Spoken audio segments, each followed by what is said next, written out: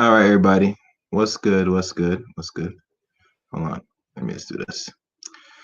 I know Art. What's going on? What's going on, audience? What's up, Chaos Reign? This is the Corrupt Author Cedric Long. Yeah. Before you introduce yourself, 1 second. Let me just do my quick little introduction. So just put you down for a second. Just 1 second, bro. 1 second. I'm bringing back up. Okay, guys. Today's stream is gonna be very intriguing. As you know, title Intelligence in the Black Community. I was coming off a well stream by Mr. Sperling. If you're not familiar with Mr. Sperling and inquire, subscribe to his channel. I'm hoping that the brother that's around will come around so I could add him to the stream. But this ongoing discussion about the intelligence of Black people, I find very intriguing. That, you know, is it based on environment? Is it based on genetics? All this nonsense. But to me, I don't fall under all that in regards to us Black people, because as you know, we've been around for centuries before even an IQ test was ever created. So the base on intelligent Black people at this point is, you know, I'm not saying the point is discussion, but it's something to look at. But nonetheless, let me bring my special friend or special guest. How you doing, Mr. Corrupt? Special friend didn't sound right. You're right. That doesn't sound right. What's up, bro? This is good. This is the Corrupt Author Cedric Long. Check me out at corruptauthor.com. Y'all support. Just browse around the website. You don't have to purchase it. Man, you already brought up a topic about the IQ test. You have to, you have to investigate everything. You think people crazy when they say they're you know, I think they say they're, what are they, ethnic bias or something. And what they mean by that, and I agree, you know, that sounds crazy. It sounds like the what is it? The I forgot what they call it, some kind of culture, you Hmm. know, whiny culture thing, but it's true. And you're gonna do better on the IQ test because there's gonna be questions. They're gonna ask you questions.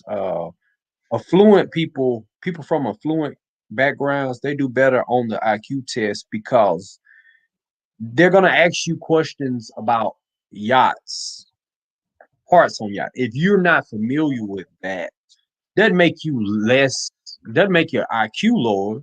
You're just not gonna understand the terms that's being used. So you know, um, there's terms in sports. I was dating a girl and she came watch the game with me, and she was so illiterate when it came to sports. Doesn't make her unintelligent or her IQ low. That's just not the world. She's not familiar with. She don't know what a nickel or dime package is. So, you know, she don't know the different terms. So she's gonna get lost. And the terminology is things in a fluid. I've never been on a yacht. I don't know anyone who knows a lot. Yacht. So of course I'm gonna score lower on an IQ test if it's using things that affluent people are. It's everyday to them. Go ahead. Yes, yes. My thing with the IQ thing, because I stay away from conversations like that, because to be honest with you, corrupt author, is the IQ test was designed through a race of people to, I guess, get the authority and the excuse to exterminate set groups of people. You know, it was not based on saying because you fall on this litmus scale of this points, you don't have the right to participate in this system. You should not procreate, and hell, you might lose your life possibly. And that's what was run during the time during the camps of Nazi Germany back in the end of the 30s, going to 40s. Mm-hmm. And Francis Cress Wilson debated a man named, I think, Willie Shockley. I think that's his name. And people know what it is. They know where to find it on YouTube. But this black woman, which she is an MD in clinical, I think, psychiatry and stuff. I forgot her actual degree, but she's in that field. She already know, the rules and schemes that these people play on the intelligent black people. Mm-hmm. I'm not saying that people are smart naturally or stupid by choice or stupid by nature. Is if you put in the work, you could overcome these type of props, you know. And my thinking with the intelligence thing, that black people are still following, that was an old concept that was in the making for the last almost actually over 80 years now, or 70 something years, that it doesn't really apply today in the world we are today. You get me? Yes. Right now, computers are smarter than humans. And yeah, and also like it's variables that like okay, I've known mechanics who dropped out of school in the second grade, in fourth grade, but they can build a motor from scratch. You know, they can rebuild a motor. Mhm. Yes. That's no, those guys are going to do horrible on the IQ test because their reading comprehension is going to be low because they hadn't been over the material. Like we've been, it's been brainwashing. If you 12 years, it's basically you go through school and graduate high school.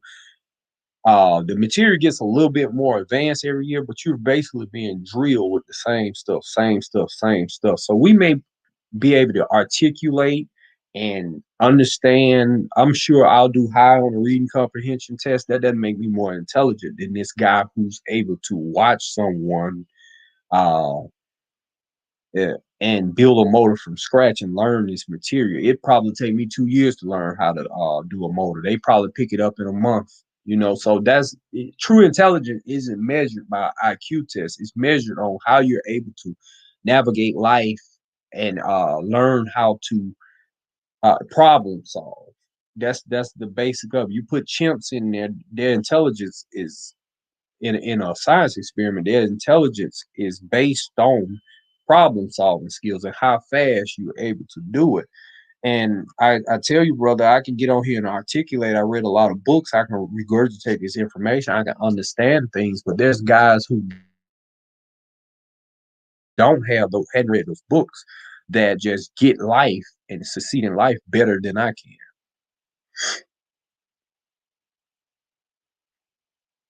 I'm Yes. done. You. And funny about all that, really true.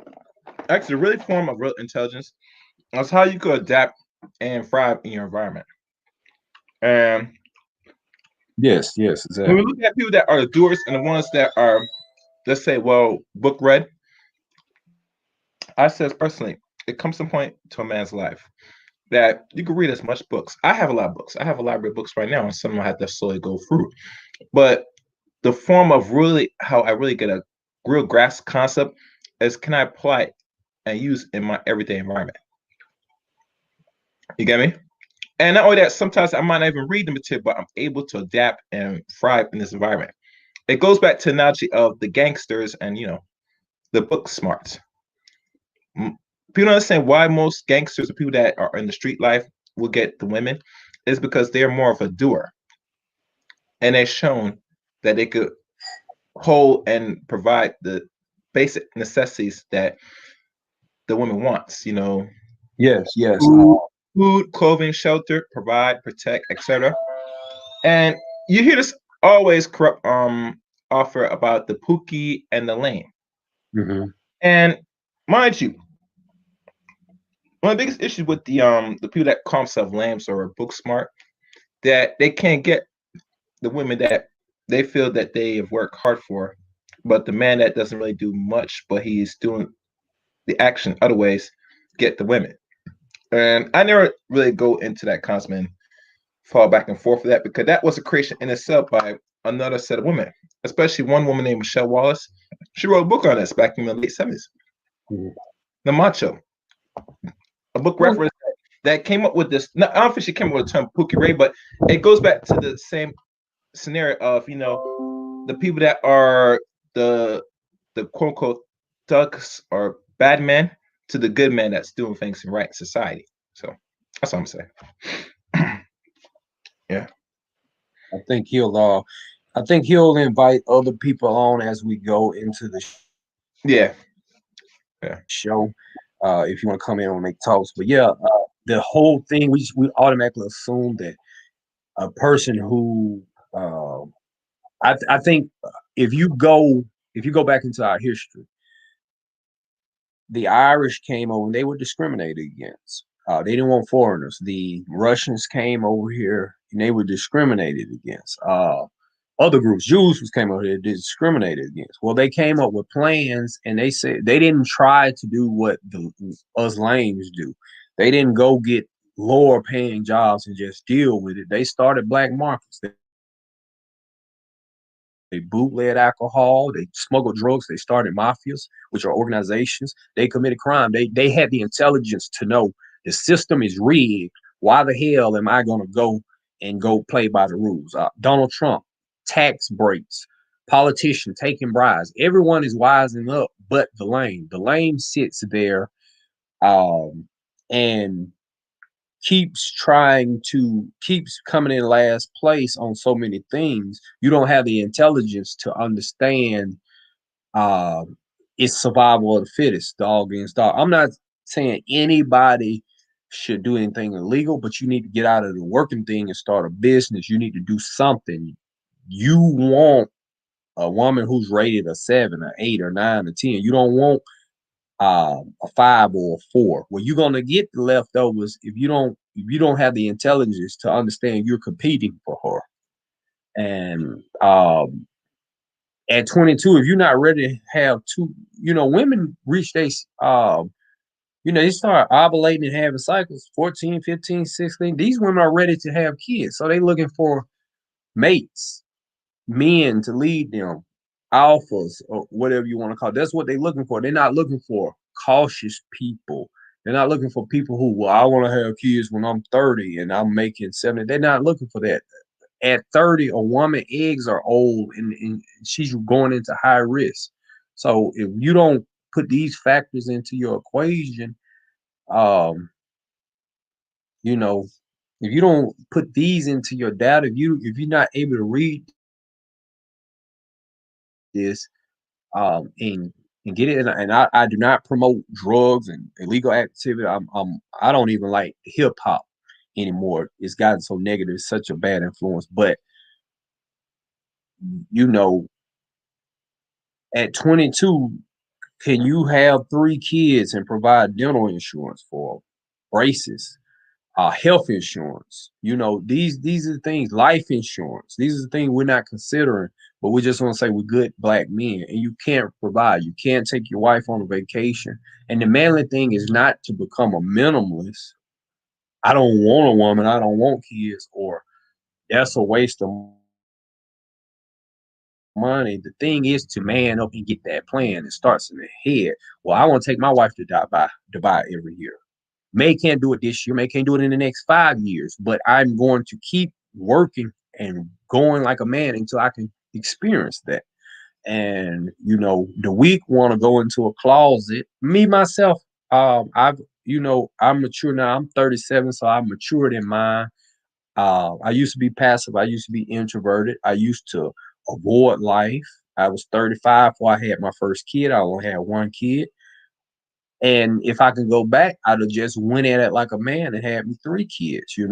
I wouldn't have had the minimalist mindset of just getting a cheap apartment, cheapest car, regular car, just barely making it because I don't want to go 4-year degree, or I don't want to get that second job, and I don't want to start that business. We have to be men and we have to compete. And that's the central core of intelligence. It's not I don't think I didn't get in trouble because I'm intelligent. I think I didn't get in trouble because I'm passive, I'm weak, and I'm not alpha. Um, if a police officer is disrespecting you naturally, I'm not saying society, we know society, you shouldn't be arguing with a police officer. It's not smart, not going to benefit you. But naturally, if a police officer got to disrespect you, a man would confront that disrespect. A passive, fearful person would just be disrespected. So this is what we're dealing with. They can hate on us and call us lames, the lame side. We can hate on them and call them the Dusty or the Pookie and Ray Ray side. But what we need to do is get the best qualities of each one and try to better ourselves, become Sigmas. Don't be the reckless alpha, don't be the beta, passive beta, but be the sigma who knows how to navigate and use the strengths and weaknesses in the right appropriate situations. And that's the core of true intelligence. It's not information, but it's gathering information and being able to use it effectively. So what do you think? And the topic is intelligence in the black community. Go ahead. Ask a What do question. you think our state is? Because we're seen as ignorant people, ignorant people, ignorant people. We can't avoid this. And like, unless you got on a suit, if you look at my profile picture, somebody may give me the benefit of doubt and say I'm different. But if I just wear tomorrow, I can go grow dreads, or I can just put on a t-shirt and a hat, and then that brand is gonna be on me. No one's gonna take the time to observe me or see I got manners and respect and I'm law abiding. Mm-hmm. That brand is on me as a black man in America that I need to be watched in the store. I steal, I smoke weed, I lie, I cheat on my girl. That brand is on me. So Mm-hmm. uh My thing is this. What I think I vision as this community. There's some things we do wrong and we could do better. But my biggest question I ask every black man, woman here is how bad do you want to do better? Because like everything, life is a cycle, and we go and we progress from our youth to our young adults to our mid age now. Like me and you, we're like around that time frame now. So at times when we look back in life, there are certain things we could look and say, I could be more served, did some different. And I get it, and I feel you, brother. But like always, I always try to progress forward and say, all right, the things I did do, I'm gonna have to try and make time now and try to do now. and try to do better or even to the best of my ability. You get me? I think with the intelligence part of the community, that's something that we could, if there's such thing, there's a lot of black people that go by the Eurocentric rhetoric, that's easy to fix. But like I said, it takes work. I think the one issue that we find with boys and girls in regards to the different degrees of intelligence is that it's evident that boys, we are more of a doers. We like to conceptualize, we like to touch things, do things. We all remember when we were young, we used to take the Legos. And Legos is a very good tool. If people don't have children now, I advise to invest in some Legos because I went to a store, a Lego store. They have age range now of what you could build with Legos, corrupt. They got as far as 18 years age to build a certain project. And I talked to the dude, say, well, I remember when I was young, I never seen no age range of building certain things with Legos. But he explained that some things are advanced, that a child at a certain age, when they're ready to mess with Legos, while them put it in their mouth and choke on it, that they're not gonna be able to conceptualize. And I pick and say, well, I don't agree with that because let's say if you have a son, or I have a son. Let me use my, I don't have, let's say I have a kid, I have a son, right? And I bought a set of Legos for my son to build something. I said, son, play with, see what you could do. And he shows me what he could create off of that. Now I can see, okay, son, you look like you're grasping, so I'm gonna bring a challenge and start progressing on how you develop it. The point I'm trying to say is we go through stage of development by how we're challenged. That's the form of sign of intelligence. Okay, that's very, I agree with that. That's very English. Okay. So that's my thing, that we're not being challenged enough. You know, I have to and the reason that's go ahead. Sorry. Go ahead. You saying the reason we're not being challenged? Oh, yeah. That's interesting. I just want to let that sink in. I don't want to just, oh, that's good, and then move and forget about it. I really want to meditate on that and let that digest and, be able to look into that more. I think you're correct. Yes. So like Chaos Rain. I think when you are being challenged, trained.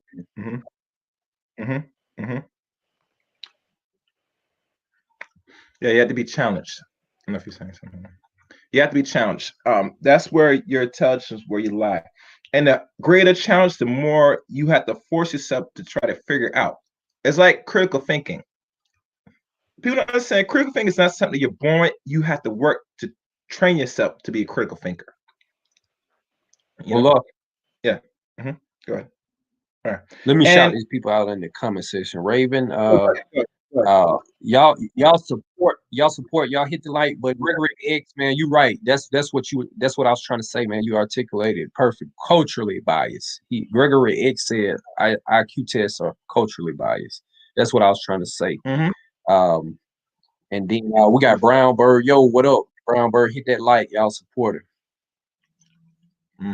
Oh yeah. Everything is all culture bias. That's why I remember one dude that was IT. I can't really say names, but he had, matter of fact, I'll say this, corrupt. There was a discussion with one Caucasian man on a panel of 4 black men, and maybe 1 black woman are there. And this white boy was telling these black men that he ironically was smarter than him because of certain litmus of the IQ test. One brother, or probably a few brothers, agree. Only 1 man or 2 brothers disagree and gave pushback. But the majority of those dudes that was on that panel agreed. And the reason why they agree, because they believe in this Eurocentric man, regards the view of intelligence by a stupid test. So, like I said, people got to change their mind. Now, people have not really grasped the games they play. Yeah, and see, that's one thing that they can appear smarter because they can come with pseudoscience because they have an agenda, and we collectively we don't have no agenda. So when someone comes to you oh, this is an IQ test, this measures your intelligence, and then they say, oh, well, black men are scoring lesser than Asian men and things like that. you don't in place to counteract that pseudo science and that hidden agenda, because you're not woken to something they're trying to propagate. Asian men are coming over here and doing better because there's not Asian crackheads don't come to America. Asian homeless men don't come to America. Asian idiots don't come to America. Millionaires in Asia send their kids to Ivy League schools. This is why they're outperforming us. Not because Asians are better. And then they do have some things culturally. Asians recognize that education culturally will better their life. They're getting training, they're getting tutors, and they don't have a lot of distractions and stuff as we do have in our culture. But they're not sending, even with African, you see African doctors, you see Indian doctors. These people are not sending their morons over here. It's the people who already scored high on the test. They've already been vetted and screened, versus over here we're just sending lowly people, middle class people, and our high class. So when you get these numbers of Indian people and Asian people and all of this, and they're doing better, they're not going to India and dealing with the millions of Indian citizens and getting the census. They're dealing with the best and brightest that are coming from these other countries. So don't think Africans are more intelligent than us, because they're taking all the doctor jobs, and Indian people are you see a lot of doctors and business owners, and it's the moron, the idiot, the lazy man doesn't make the effort to get his green card, which takes years, and get the money up and come to a new country. The fearful man doesn't do that. It is the highly motivated who does that and come over here. So of course they're gonna outperform us in higher numbers, because there's a vetting process of getting your green card and all of this, that some people just say, well, I'm not gonna do all that. I'll make a life here. I'll make a life there. And then Mexicans go lower on that because they're just hopping the border. They're not coming through in the legal way like an Indian doctor would. So you get the lower IQ Mexican people who just, they just get up, walk across the desert, hop the border, and they over here illegally. So you will get crime and things like that, versus someone who comes over here from England and their parents have money and they done paid for them to get their green card, and they've already had tutors and stuff like that. So we have to consider all those factors. And still, when it comes to intelligence, it's like I can't run down the court and throw an alley hoop. It takes intelligence to do that. It's cognitive connections in your brain that makes you be able to do that. Dancing the tango, it takes a level of cognitive wiring for you to be able to do that effectively. I mean, a great dancer, it takes for your neurological system to be firing quickly. That's a sign of intelligence. Learning the tango, and I'm not just saying just learning. I can learn the tango, but I'm not gonna win America's Top Dancer or something like that. People who do that are intelligent, So LeBron James, to be able to, they talk about basketball IQ. To have basketball IQ, it takes intelligence. Did we have someone come into the show? Yeah, she'll come back. She'll come back. She'll drop down briefly. She'll come back up. And it's good you mentioned LeBron James. He talked about certain people from certain tribes that was brought here. I wish he was here. But like I said, it was a rush. Actually, it's not a rush broadcast, but like I said, my computer had issues. I would have had to send the link or the email so you can come up and have more dialogue on this, which I hope he will. But for the sake of conversation, that we got he had a lot of information. Yeah. And one thing with Damien is when you talk to people, and sometimes I had to work on this myself. Sometimes I might talk maybe sometimes too fast, depending if I'm very emotional about the topic. But when you come saying about certain concepts or certain data or information that deals with scientific terms, you have to always put yourself into the person's eyes or minds or in their shoes. That how can I express this so this person could potentially get it or have an understanding. He won't understand, he or she won't understand, but it should be clear enough so they can relate or they get it will make sense to them, you know. And see, I've been And one, debating all my life, so I'm good at it. And what I learned is before I go ahead. yeah, and one other thing I will share is this book. This right here, when The he's talking American about Slave genetic, Coast. and in Yeah. this book talks about the buck breaking, the breeding farms after they stopped sending and capturing slaves from the west part of Africa in the end of 1700s. Yeah, So, go ahead. so with this book, let me close this. With this book, personally, is that it explains in detail. And I just got this book a few days ago, mind you. So I really dove in it, but this I got this information from another brother by Mr. Nameless Protagonist. And I've been hearing about this book around this space for some time. And when he explained about the breeding farms, that right there does have effect on people, especially our people that's descendants here for centuries, that it creates a certain behavior once you do certain things for such a long time. And we don't have actual systems to start to really heal the traumas. So what is left over, you're carrying on trauma not only psychologically but also genetically, because the spirit of the body through it stays with you. You get me? That's when people have dreams or they have certain flashbacks. And now this is gonna be the spooky side of people not fun, but hear me out. That you have those same images of what you used to was in an afterlife, a past life. You get me? So that's what I want people to understand Well, that. not But go ahead. so much. It's just genetically. I think it's just genetically scarred into you. Like Yeah, it is scar. people who are Yeah, afraid that's of better way. water, you could. People who may be afraid of water or have a fear of water, they could have witnessed their great grandmother could have witnessed a loved one drown, and that genetic scarring passed through your genetics.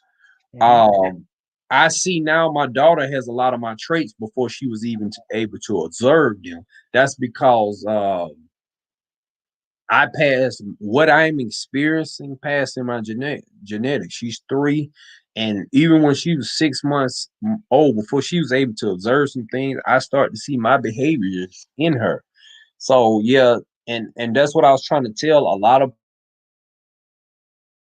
people. I like to educate people about whether it's religion, the history of religion, whether it's the history of us. Because today on the show, this stream spent off from, they call me a buck. They call me buck broken and brainwashed and stuff. I never got a sentence out. The dude cut me off and stuff. But he was doing a lot of attacking women. And that's fine. I do believe we need to tear down, but after you tear down, because we're on a rotten foundation, you need to tear down the building. We need to rip up the foundation, but then we got to lay down the good foundation. What's the plan of action for building? So after you tear down, I was called a mom's boy and things like that, and the black woman can't do no wrong. That's not my mentality. We got Raven on there. All right, Nushto TV, man. What's up, fam? Hit the like button for us. Did she unmute her mic? Ray. Can you hear me? Mm-hmm. One question, Ray. What was that? From another brother stream. I know there's another woman named Rhea. No, that's okay. Okay. Go ahead. Oh, hi. So oh, sorry. You go ahead. No, go ahead, Red. You're up here. What's on your mind? What's good? It's your floor. I'm sorry. I was just listening, and I love your comment about how the more you challenge a child, the more they will grow. My background is in education. I've taught 5th grade for 5 years, And now I'm teaching third and fourth grade, and I've worked with like several different grade levels. But it's been interesting this year because I went from working with 10 and 11, 12-year-olds in fifth grade to now working. I don't agree with you, Raven. No, I'm sorry. That was a test. Let me praise you. Thank you for being a submissive, classy, feminine woman. Thank you for not catching an attitude. Thank you for not raising your voice. I cut you off on purpose just to see your spirit. And see, I want to put this example out there because everybody want to put our black women like every black woman is twerking and acting crazy, and they the problem. And it's all of us, are the problem. And we all need to come collective. But go ahead, give us that perspective. I just want to show people. Well, I've just not everybody is this ghetto crazy. Look, you got your beautiful natural hair. Go ahead. Well, go ahead, German Shepherd. That's what they're calling y'all. I was agreeing with what Catherine said. Like I've seen it firsthand, just like when you challenge a kid, how much they grow. I've had kids come into my class that I was like, they had a reputation before they came to my classroom. And there have been students of color who had this bad reputation. Like literally the teacher or the principal would come to me and tell me, hey, heads up, this kid is a troublemaker, or heads up, they have a problem with reading or math or whatever it is that they think they have a problem with. But yeah, I have found that some of these students that come to me who have this reputation, like when I actually challenge them, they love it. Like sometimes they're just bored with what their teacher was giving them because it wasn't challenging them enough. But when they have something that's really hard, the kids, they love it so much, and like they're thankful to be challenged. And yes, like when you give them those challenges, they grow. And then I noticed her moving from fifth grade to third and fourth grade. At my school, all the kids have laptops.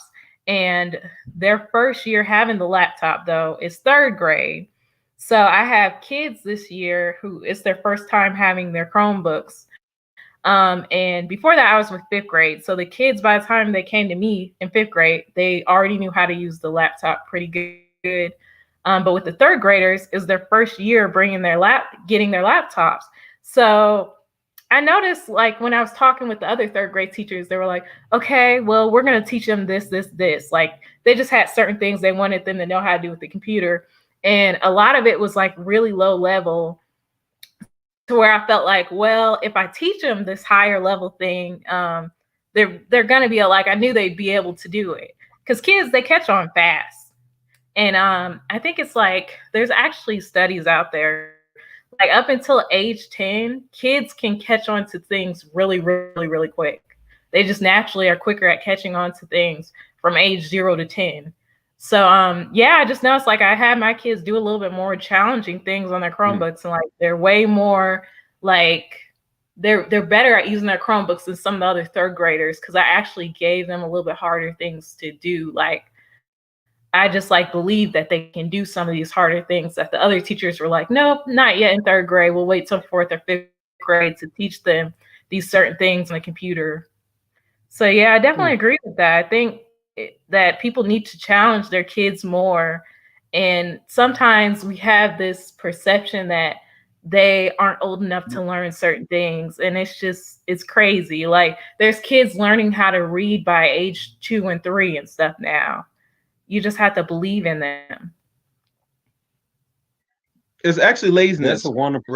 Think about it. And let me say, the reason why people think what the potential of their own children, especially us in the community, what they can or can't do, is, in my point, laziness and not the willing effort to put work. Because other groups of people, correct, man. I got a 3-year-old and trying to get yeah, no, black people want to be compared, that they are doing things that they know their child's able to do, and our children could do the same thing and move much further.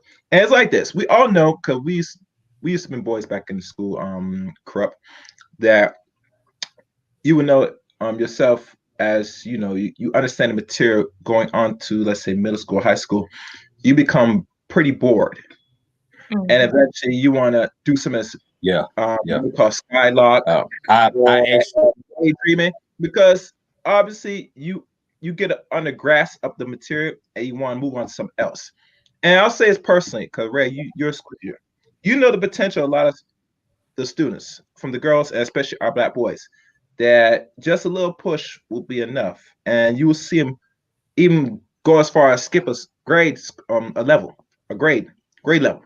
But you Yeah. know, this they don't promote that because they want to keep everybody on an even playing field, and we know that's not the case. If you give the same resource, matter of fact, you give the time and energy to your sons and daughters, they'll flourish much faster than other races of people. The history's already shown that.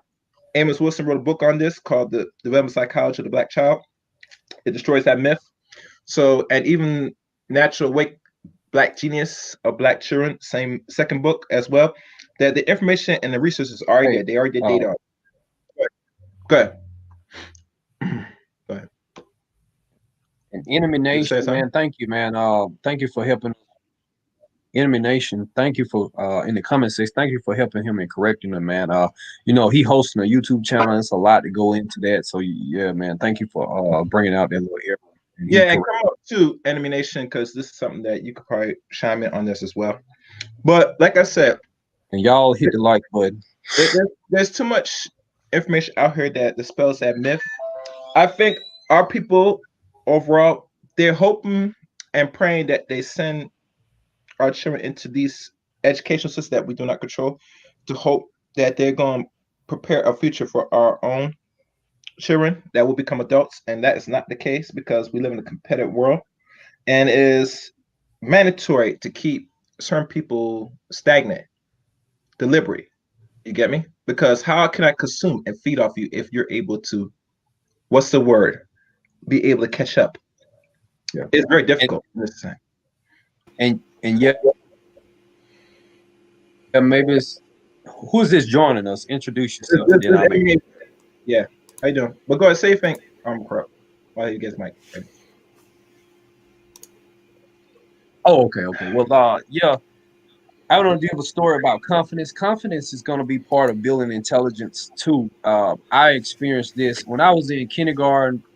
The white kids and black kids played together. It was this girl, Wendy. She was overweight. I never looked at her, and I didn't even know what overweight was. I remember we would run. She would run just as fast as us. We would do the little monkey bar. She would go crossing just as fast as us. What changed that we got like first grade, the Comedy Jam came out, and we got introduced to fat jokes. Well, we came along and we started whispering the fat jokes, and I just seen her confidence. First of all, my eyes were open to weight. Now I knew what a fat kid was, and she was overweight. And I watched her confidence. She went from being one of the most popular, running with us, to quiet, moving slow, moving sluggish, because she recognized her confidence got shot. I mean, this girl played softball with us and stuff. She moved just as good as all of us. I remember I used to compete with her on running in monkey bar. It was until I got that Def Comedy Jam experience, then we began to kind of, people started, well, I don't want to be around the fat kid. And we began to go into little cliques and separate and stuff like that. And as we went into from first to second, we separated. We learned what race was. And a lot of my white friends, I wasn't comfortable around them more. And they went to all white groups. And these things like this, I had some experiences with teachers that were racist. And that made me less assertive in class, made me more conscious and insecure. I'm thinking about being insulted. I'm thinking about I'm not comfortable instead of paying attention to my lesson. So those things factor in too when we go into education. That has nothing to do with, how intelligent you are. You're just not motivated. You don't want to be there. It's a negative environment. I don't think white kids get that experience. I know Wendy did because she was a fat white kid, but the average white kid, I don't think they get that experience. They think it's an even playing field. Being a teacher, I feel like Black people need to stop putting education solely in the hands of the teachers. You need to start educating your child at home.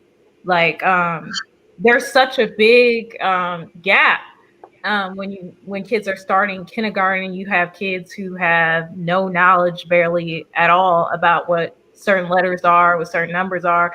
Then you have kids that come in that can read already because their parents literally taught them how to read and count before they even came to school. So Black people need to definitely start. You need to make sure your kid can count and they know all their ABCs and they can start to read like three letter words and stuff like that before they even come to school. You should not be relying on your kid learning all of these basic skills coming in kindergarten, because at school we move at a very fast pace. We have a curriculum that we have to follow, and we only have a certain amount of weeks to go through certain things, and so we're following that curriculum. um, yes, there are kids that fall behind and stuff like that, but we have standards and stuff we have to follow. So you can't just depend on the teacher. You need to be teaching the kid before they come to school. And then when they go home, you need to be reviewing homework. And if they don't have homework, you need to be asking them, what are you learning in school? That way the kid knows every day when they come home, you're going to ask them what they're learning, and they have to be accountable for actually knowing what's going on in school. So my thing, that the biggest thing I've seen, and it's not just with Black kids, there's a lot of white kids, Hispanic, whatever. This is not just a Black problem. But in low income communities, period, where the kids aren't being educated enough at home. Like the parent is, to me, like the biggest part of whether or not a child is going to be successful in school or not. Because if the parent doesn't value education at home, the kid's not going to value it when they come to school. So you said, Rand, that hey, Max, you got feedback. Are you on your phone, your Bluetooth, brother? Because it sounds iffy. It sounds what? No, it's like it's high feedback. I hear feedback. All right, it's calm down a little bit. Okay. Red, that's very good you mentioned that, because a lot of people, especially a lot of parents, whether single parents or both in the household, they got to play a part to make sure your children are not only going to school, getting the simple basics, but it's enforced back at home. Yeah. And why a lot of, if you look at most other cultural people in this country that come here, they make a certain mandatory minimum of time to study, and Yeah. studies are not even pushing an hour. It's like 45 minutes, maybe 30 of less. But everybody else is like, from white people, it's like 3 hours, maybe 2-3 hours, and I think Asians like maybe 4. Yeah, with Asian people, they literally have their kids that come home from school, and I think like a minimum of like 2 hours of like tutoring after they're done with school. Excellent. Okay. Yeah, so my saying is that a lot of parents can't be lazy when they have children, both boys and girls. And I'll tell you a little story, right? You've been around Black boys, that you could tell, and I'm not sure if there's a difference between the Black girls and Black boys from what you teach at 5th grade or 4th grade. But there's a difference between boys and girls, period. The boys are more hyper. They like to work with their hands. They like to play around and move. The girls are more quiet. They're a little bit more organized. And of course, they're into more girly things. So they're the way that boys and girls are, just period, is different. And so the way they move is totally different. Do you feel that the school system, as a teacher, more geared based on, I guess, a female principal? I mean, it's more designed for teaching like one set of sex, like the girls, than boys. Because boys are always separate moving. So I don't think the classrooms are really designed for God knows how long. Go ahead. You want to say something? I can agree with that. I think it is the type of environment is a little bit more geared toward like how girls are. Girls don't move around as much and stuff. But then I feel like with that being known, like that falls back on the teacher. And like I see a lot of teachers teachers that will try to integrate movement, brain breaks, and things like that into the school day. Right now, of course, we're in COVID, so we have to sit our seats. They have to sit at their seat a lot because we have to be spaced apart. But for me, as an educator, I definitely seen this early on in my first couple of years. You can't just have them sit down. You got to have them to where they can move around the room and do things with their hands and stuff like that, just keeping them engaged. And so, like, I had to learn that in my first couple of years. They can't just be sitting in the desk, you know, all day facing front or whatever. Like, it gets too boring for them. So, like, the teachers have to realize, you know, because I have control over how I teach in my classroom. Each individual teacher, for the most part, we have a lot of freedom on how we deliver what they're learning. As long as we're teaching the standards, we have a fair amount of freedom on our delivery. So like, I feel like that part kind of falls back on the teacher. You need to keep all your students engaged. And what state? Oh, go ahead. Sorry. What state is this that you teach? The state, just the state. Indiana. Oh, okay. Yeah, it's not black people. Yeah. Okay, I see. All right. Anybody else want to chime in? Enemy Nation, you have anything to bring on this subject matter? Well, No, I'm just listening to you. with kids. Go ahead, man.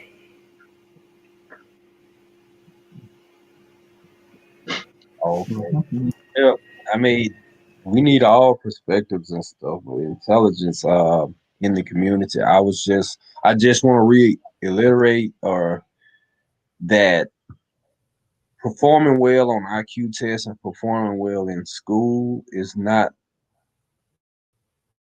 the only measurement in intelligence. And I think women are getting that.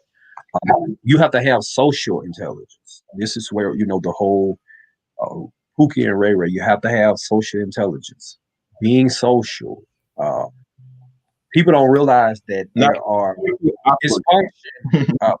No one wants to be a narcissist. No one say I'm the narcissist, but there's also other character traits on that spectrum. And being introverted and being antisocial is not as harsh as being a narcissist, but that, you know, we take pride in saying that we're antisocial and my circle's small, but you cannot build anything great and you're not going to be highly successful cutting people off, not building networks. These are keys to success, not being able to influence people, not being able to lead groups. We have to become socially intelligent. And a lot of Pookie and Ray Rays can understand that joining the basketball team can make you more socially an influence. Other things, making the top grade, dressing, style, your image, your hygiene, your how you take care of yourself. One thing is people are dirty nails. I fish and I'm a gardener. I'm into agriculture, so I got dirty nails.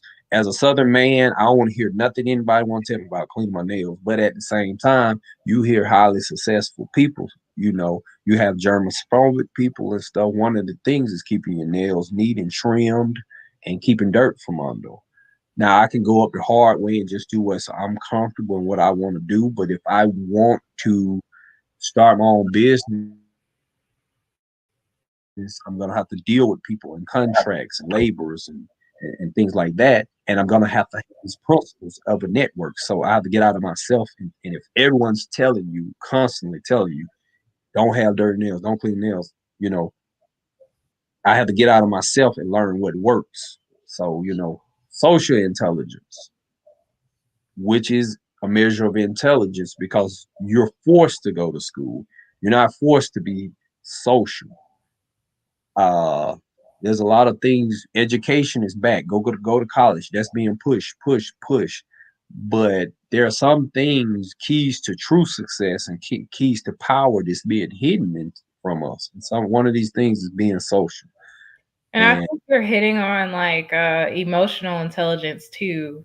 Is kind of what you're getting at. Like, there's people who lack the emotional intelligence. They don't. I'm very low at that. You hit me. Was that an attack at me? Because I'm very I'm low at emotional No, a lot of So, people have. I but feel like, I mean, I don't have the statistics in front of me or anything, but I feel like sometimes that's an issue in the Black community, not having good emotional intelligence. Because a lot of times we're dealing with trauma at a young age and we didn't learn how to deal with like our emotions correctly. You know, right now it's popular. They're showing like pictures and memes and videos about how like the Black boy was told to stop crying and toughen up, and how like that's caused a problem for a lot of Black men as they've gotten older, and even just men in general as they've gotten older, because they didn't learn to properly deal with their emotions and be able to express their emotions. So what it causes is poor emotional intelligence, because they're learning to bottle it up and then it comes out later in anger or whatever, you know. So I mean, emotional intelligence is important. I hear a lot of people recommending now that Blacks in America should seek out counseling as adults. It's a big push for that, and you know that's a pride thing. Nobody really wants to go to counseling, but you know uh, maybe that's what a lot of us need before we go into relationships and go into adulthood. We need counseling.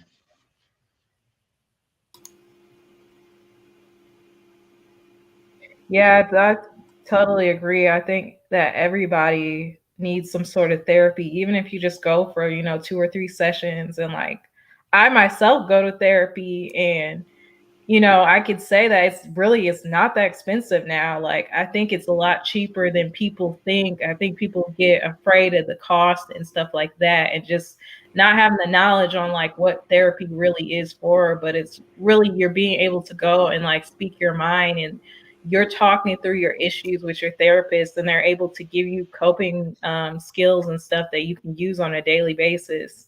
And I think it's important to have individual therapy or counseling, and then also couples therapy or counseling if you're with someone that you seriously think you're going to spend, your life with. You have to learn proper communication, which a lot of people didn't see growing up. So even if they grew up in like two-parent households, oftentimes they still didn't see a positive way of like communicating. So it's just really important to go to professionals and seek out help. Mm. I think these white people need more counseling than us. Yeah, I think everybody. I think counseling and therapy, I think is good for everybody. For everyone. Well, it And you depends. know, I mean, if you go to therapy, if as long as your therapist is telling you the truth, then you know Mhm. that's going to be effective. But most blacks already know the truth, that we live in a system of white supremacy and white dominance. But it's the white people that don't realize that truth. And when you challenge them on it, they run away and they can't face their own demons. So I think before we say what black people need to do, we need to start focusing on what white people need to do. And I think that's more therapeutic for black people, than going to some system that's already carved out to say, oh, well, you're the problem. You need to correct yourself. And I just don't buy into that. No, we don't need to correct ourselves. These white people that surround us nearly everywhere we go are the ones that need to correct. Mhm. I agree. I think they need to correct themselves. I feel like at the end of the day, you're only responsible for yourself. So you got to make sure that you have like your healing, and you have the emotional intelligence to like make sure that you're having a good life. But yeah, they should be accountable also. I don't even want to discuss whites. Like way I live with my tribe. I don't plan on marrying out, or I don't need them as friends or anything like that. My investment and my care is for people who look like me. I didn't start out that way, but that's just how America treated me. So, that's how I became. I'm not trying to figure out what's wrong with them or why they don't understand. My whole thing is, separate and build your own community. And we need solutions for ourselves. So, Mhm. another thing about, I think, at other broadcasts we was on, it was a lot of name calling, beating women, and it'd be groups where in YouTube women bashing men bashing black men, and then men starting to bash back. And I think that's just unproductive. One thing is, I think if you don't get as me, I wanted to be with older, mature women. So I found a way to do that. At 14, I was dating a woman in college, 14 and 15. Yeah. Okay. But I lied to her. I told her I was, I told her I was a freshman at Kentucky University. She was going to Alabama State, and it was the summer. So, I manipulated, I lied, but that's what I want. I found a way to get out and get what I wanted. As in life, we can have what we want. There's a way to get it. You just got to get active. I think a lot of people who have bad experience with black women, it could have started with, I have negative black women in my family, but I also got positive black women in my family. And I tend to, there are some very, very beautiful women at my job. I don't associate with them. They not on my level as far as class. Woman got tattoos on her hand, on her neck, and sitting at a table smoking a Black and Mild. I ain't got nothing to say to you. But if you go out there trying to run out of them and they find and they do you up, then of course you're gonna be like, all black women this, all black women that. It's who you associating with. I'd rather wait 6 months to find a woman with class than deal with, a woman that's not a mother figure and that's not a positive and going to be an influence in my life. So I don't have a lot of negative experience with black women. I can say I've been more negative with black women than they have been to me, because you go through the player stage while you just manipulate women, sleeping with them, and moving on to the next. Then when you find the one you want, and she do you like you've been doing dozens of other women, now you hurt and you red pill and stuff like that.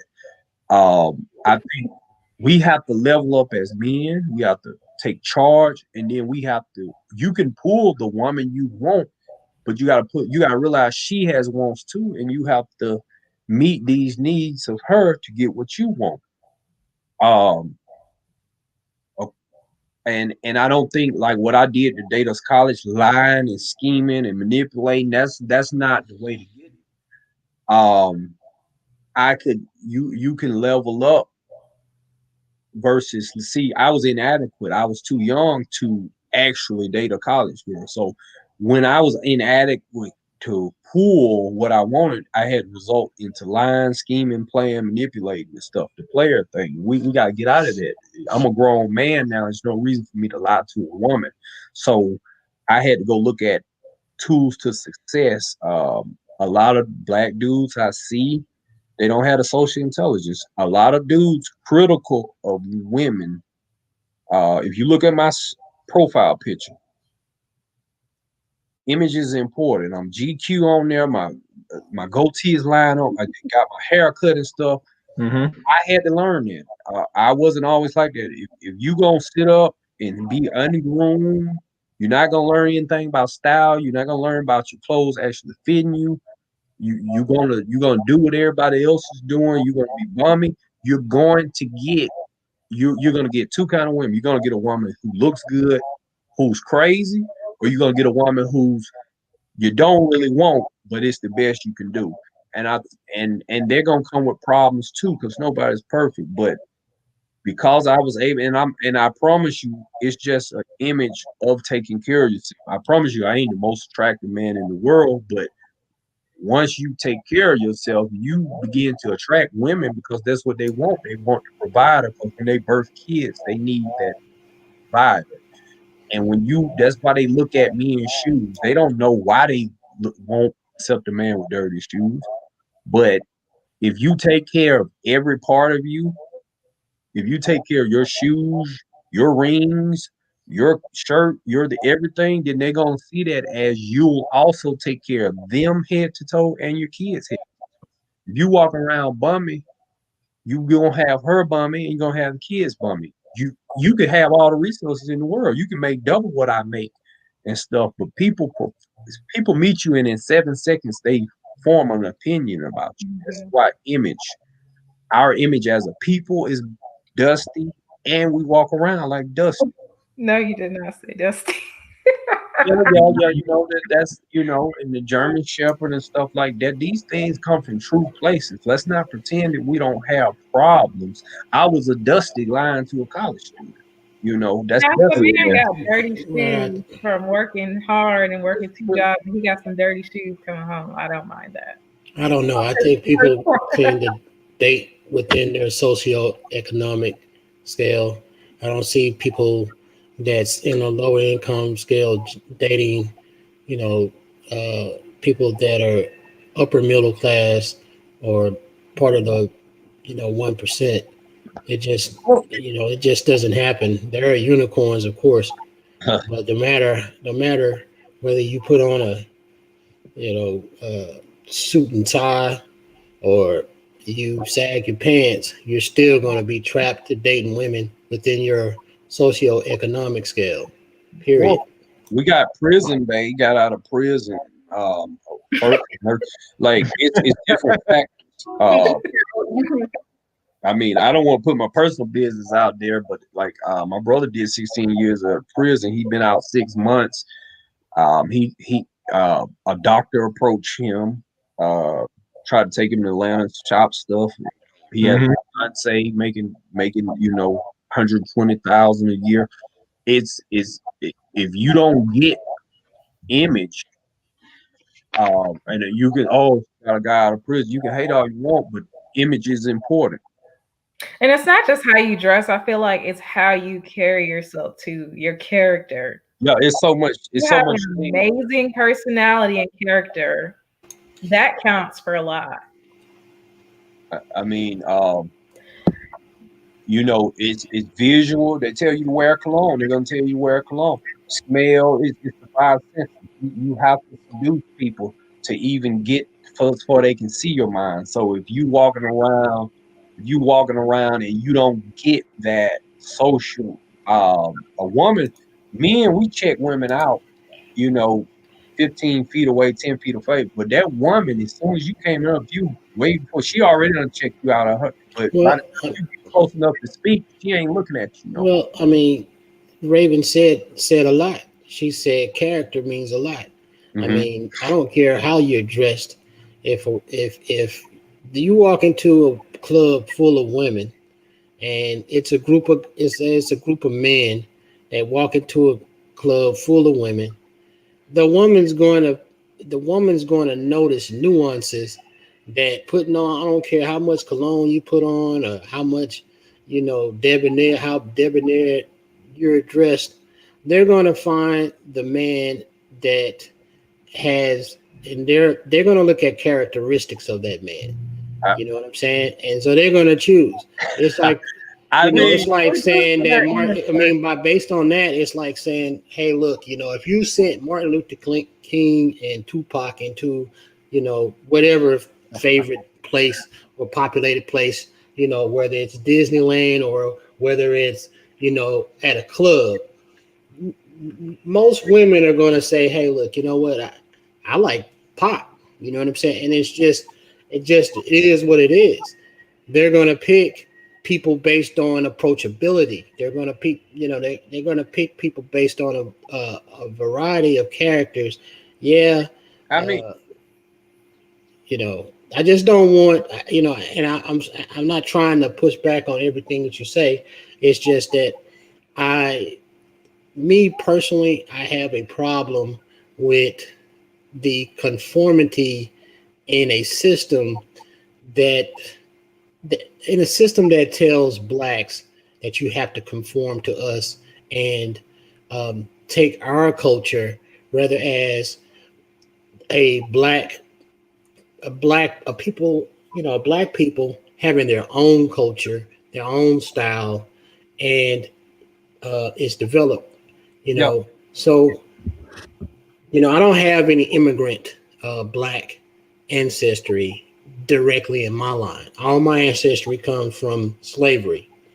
So I look at it from the lens of that. I don't look at it as from the lens of, say, a privileged immigrant black that comes over to the United States and say, hey, look, let's stop talking about racism. Let's stop talking about, white people and so on and so forth, because that government don't owe their people, but the government owes my people. So I'm going to continue to hold their feet to the fire, and I'm going to continue to be critical of the conformist attitudes, and constantly pointing the finger at us and never pointing the finger at them. You can look up, you can Google, beauty, beautiful woman, beautiful man, sexy man, hero. And when you Google those, pull up the image search and tell me how many people that reflect you pop up on this in the first, I don't know, 5 or 6 lines of photographs. Are they going to be mixed? Are they going to represent 13%? Because 13% is essentially we supposed to pop up for every 6.5 white people.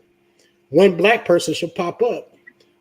So we're supposed to be represented in that. And if you don't see that, let me interject on that, because they had a big thing with if you Google white woman, white man, and even black man, I think normal pictures came up. But if you put up black woman, I think the full page was just women in bikinis, women have nude, women with their ass and stuff like that. It was just women in 2-piece and women nude. And I think people. This is with black women? Yeah, if you Google, they changed it because it was such an uproar. If you Google black man or white woman or white man, then clothed people came. But if you put in that's a good question. Let's do the test. Let's do that Google test. I think they changed it because people complain. I know that if you Google skin lightening, if you put in black woman, it's not changed. They changed it now. But if you Google black woman, every woman looked like a video model. Like they didn't have clothes on. It was either X-rated material or women in bikinis. And they brought the issue up and complained to Google. Google has changed it now. So if you Google black woman now, then regular black women up. But that was one of the things they had. Okay, so let's say, give me some example. I'm sharing my screen. Is my screen share? Yes. You see it? And I think it put sexy black woman.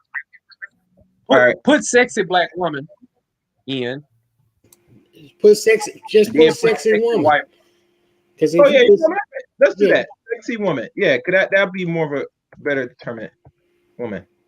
Sexy. Oh, sexy. Sexy. Yep. Sexy. Yeah. Let me change that. Sexy. Well, try beautiful. Yeah, beautiful woman. Wait, let me see what sexy says first.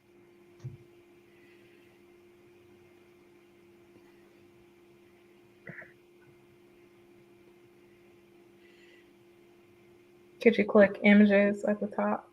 All right, let's try. No, we're going to type in that search. Beautiful women. Just beautiful woman. But if you had put beautiful black woman before they went in, it was at the time they was complaining about Dove. Click on images at the top right there next to all. Yeah, go ahead. All? Yeah, it was cool. That's cool. Now see how many black women you see represented, and per set of white women. This look like a celebrity. All of them are Caucasian. That could be what do you call it? Pipi Yambu? Could be her. Yeah, she done popped up twice. All right. So I'm counting. Most of these women are Caucasian women. Yeah. Do the black ones represent 13%? Nope. Now type in sexy man. Okay. Let's do that. Because you know how Forbes or what is that have the sexiest man? Just type in sexy man. Sexy man. No, it's sexy. Sexy. Oh my fault. Sorry, guys. Sexy. I think it's with okay. Sexy man. There we go. As you can tell, Images. Yeah, go ahead. All Now, how gone. many black men you see is sexy? 0. Maybe have one, but most very few. Now type in skin whitening All right. or type in skin. Now say type in skin darkening, Dark meat. What? darkening, skin Oh, dark. darkening. Oh, skin dark. Okay, skin. Wait. Let's see. Darkening. Okay, I see it.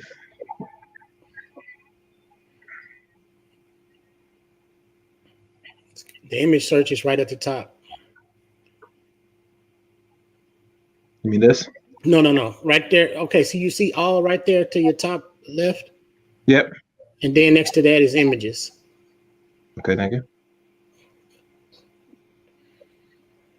Now look at that disease, right? Mm-hmm. Yep. Look at how sad the women look. You know what I mean? Oh my God, my skin is darkening, Mm-hmm. right? Patches, dark patches. Mm-hmm. Look at that. Now type in skin whitening. Let's see if we see the same. Okay.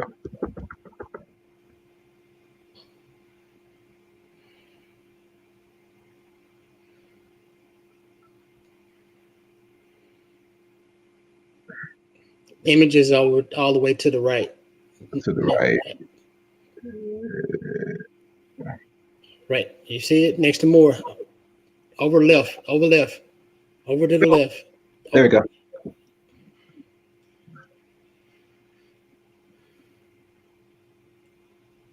Look at these ladies. They're happy. Mm-hmm. Even this one. This woman. Oh, it's Black China. Look at this dude smiling.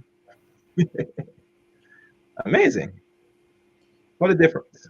What a difference. Now so this is the system of white supremacy that we live in every day. When black women go to the grocery store or to the hair store or whatever, majority of those products are going to be dominated with white hair products, which black women can buy.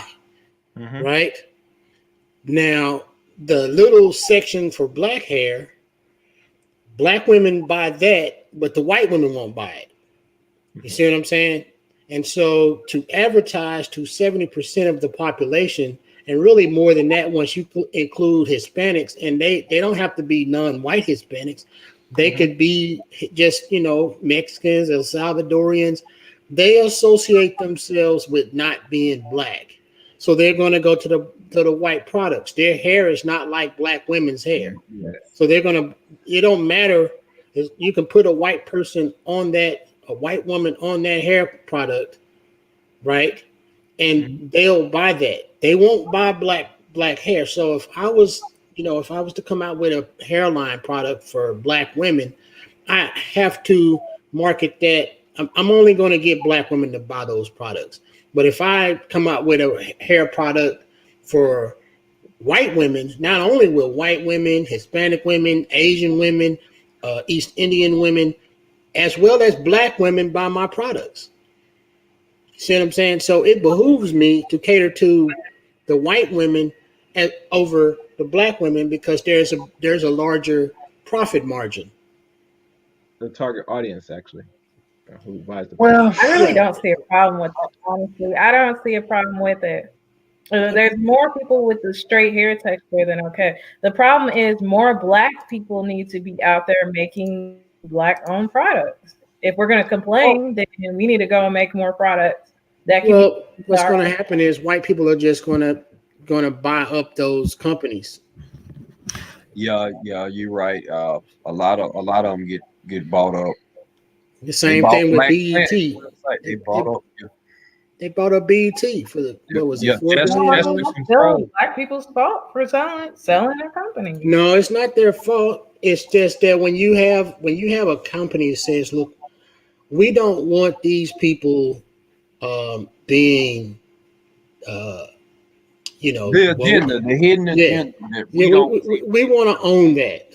You know what I'm saying? So they can say, hey, look, we can give you $4 billion. And you can say, no, I'm going to sell it and keep it in the family. And so, okay.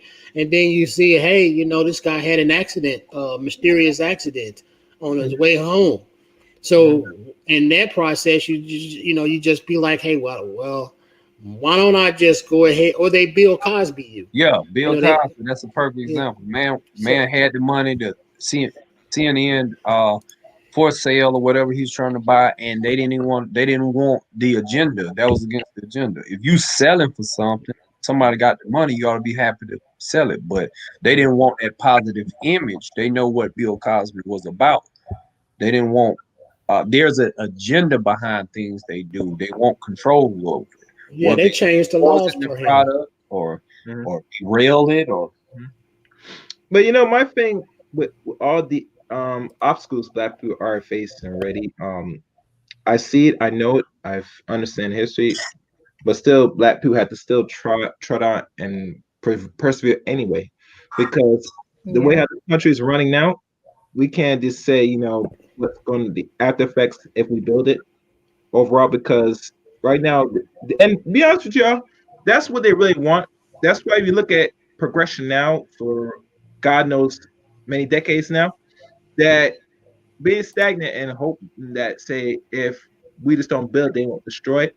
You can't go by that concept now, because right now the European, as we see it, he's fracturing a little bit, and the people that's up in line is the Asians. So right now, while he's still in a vulnerable position, Black people should be taking advantage of every little thing possible right now. Yeah, I'm not saying. I mean, I know you're not saying that what you're saying emanation, but in my thinking, I don't want people that have the potential that they want to build something or do something. I don't want to scare them out of that. You get me? Because trust me, people who be scared not do nothing know that this is going to happen. So I don't want to have that message notion come out. You get me? Yeah, I wanted to ask you if I put a link in the private chat, and when you get a chance, I wondered if you could put that on the screen and play it. I'm not saying you have to do it now, because I know that Raven and I can't see his name. Your guest, Corrupt. Okay, cool. Well, let me look at it first. Yeah, you guys talk. Let me just examine it first. That's the black doll, white doll experiment. And you know, it's the program, and that's why I could probably, can I share this? And the other thing I was trying to tell them that, you know, white supremacy, they were saying, what's the problem? What's the problem? We have to go back and educate our people what was done to us. And then once people understand an enemy came and gave us this agenda, then they can rebel and break free, because it's a pride thing. If I tell my daughter to do something 3 times and I get angry, of course I want to beat the mess out of her in anger. And I think that's raising a child, but I have to realize that that's because my mom beat me, my dad beat me, my grandparents beat me. Yeah, it's teaching your children. And they would beat, but we have to realize that we're the the descendants of slaves. So of course, the slave master, when you disobeyed and made him angry, he beat the heck out of you. He said, "Nigga, I'll kill you." And that's literally being quoted today when we whoop our children. "Nigga, I'll kill you." Why, my friend? That's all her mama said when she whooped him. And we have to realize, well, maybe we should take a different approach. Maybe we should never discipline our kids when we're angry. Maybe we tell my wife that all the time, and we don't have children. But we bought a dog. We have to educate. Yes, absolutely. So we can navigate. Well, so we know what we want to do. We know the waters that we're navigating. If we don't. My background is in. Pardon? My background is in corrections, and a lot of our policies and our attitudes was just passed down from slave catchers. And I had to realize that a lot of black correction officers today in the state of Alabama, where I was employed, most of the staff is black, all the way up to the wardens now. It's probably like 70% staff with black African Americans. But but we were trained by previous generations, and our policy, our attitude is the same as the slave catchers. It's you can do anything to a prisoner. Prisoners are beneath you. But see, that was a when slaves was freed, they made it illegal to lauder. They locked them up, put them in prison, and then made them into slaves again. And they treated them any kind of way. They beat them to death, raped them. They let them rape each other. It was just a horrible environment. And we inherit that system when we coming in with the same attitude as slave masters of letting people rape people, letting people stab people, not caring about them because they just niggas. They just ignorant niggas.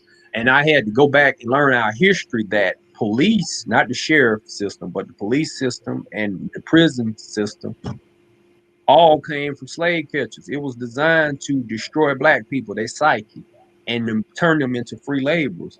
So that same attitude, that whole look away, black cops too, that whole look away, the blue wall of silence, that came from whites harassing niggas and hating niggas. You just inherited the attitude. Now that you affirmative action and they getting, the government is giving money if you meet your black quota and your female supervisor quota and your disabled veteran quota. That's why they're giving blacks these positions. But we're taking on the blue wall of silence, because the blue wall of silence was, damn niggas, take him and shoot him and don't tell. It's the same like gang members don't snitch on fellow gang members.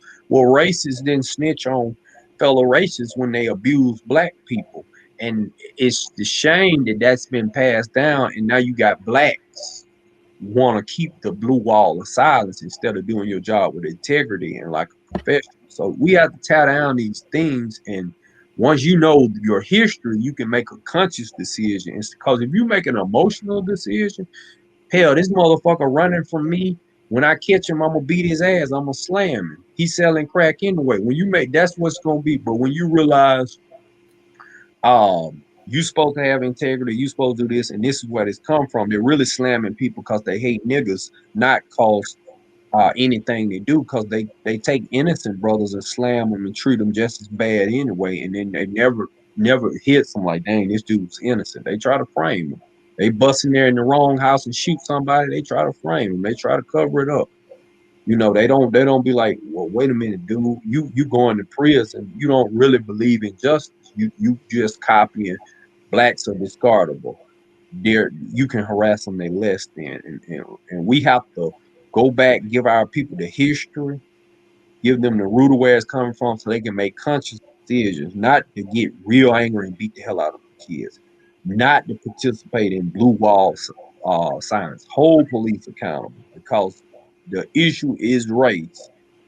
Is nothing else. The issue is the black man is less than.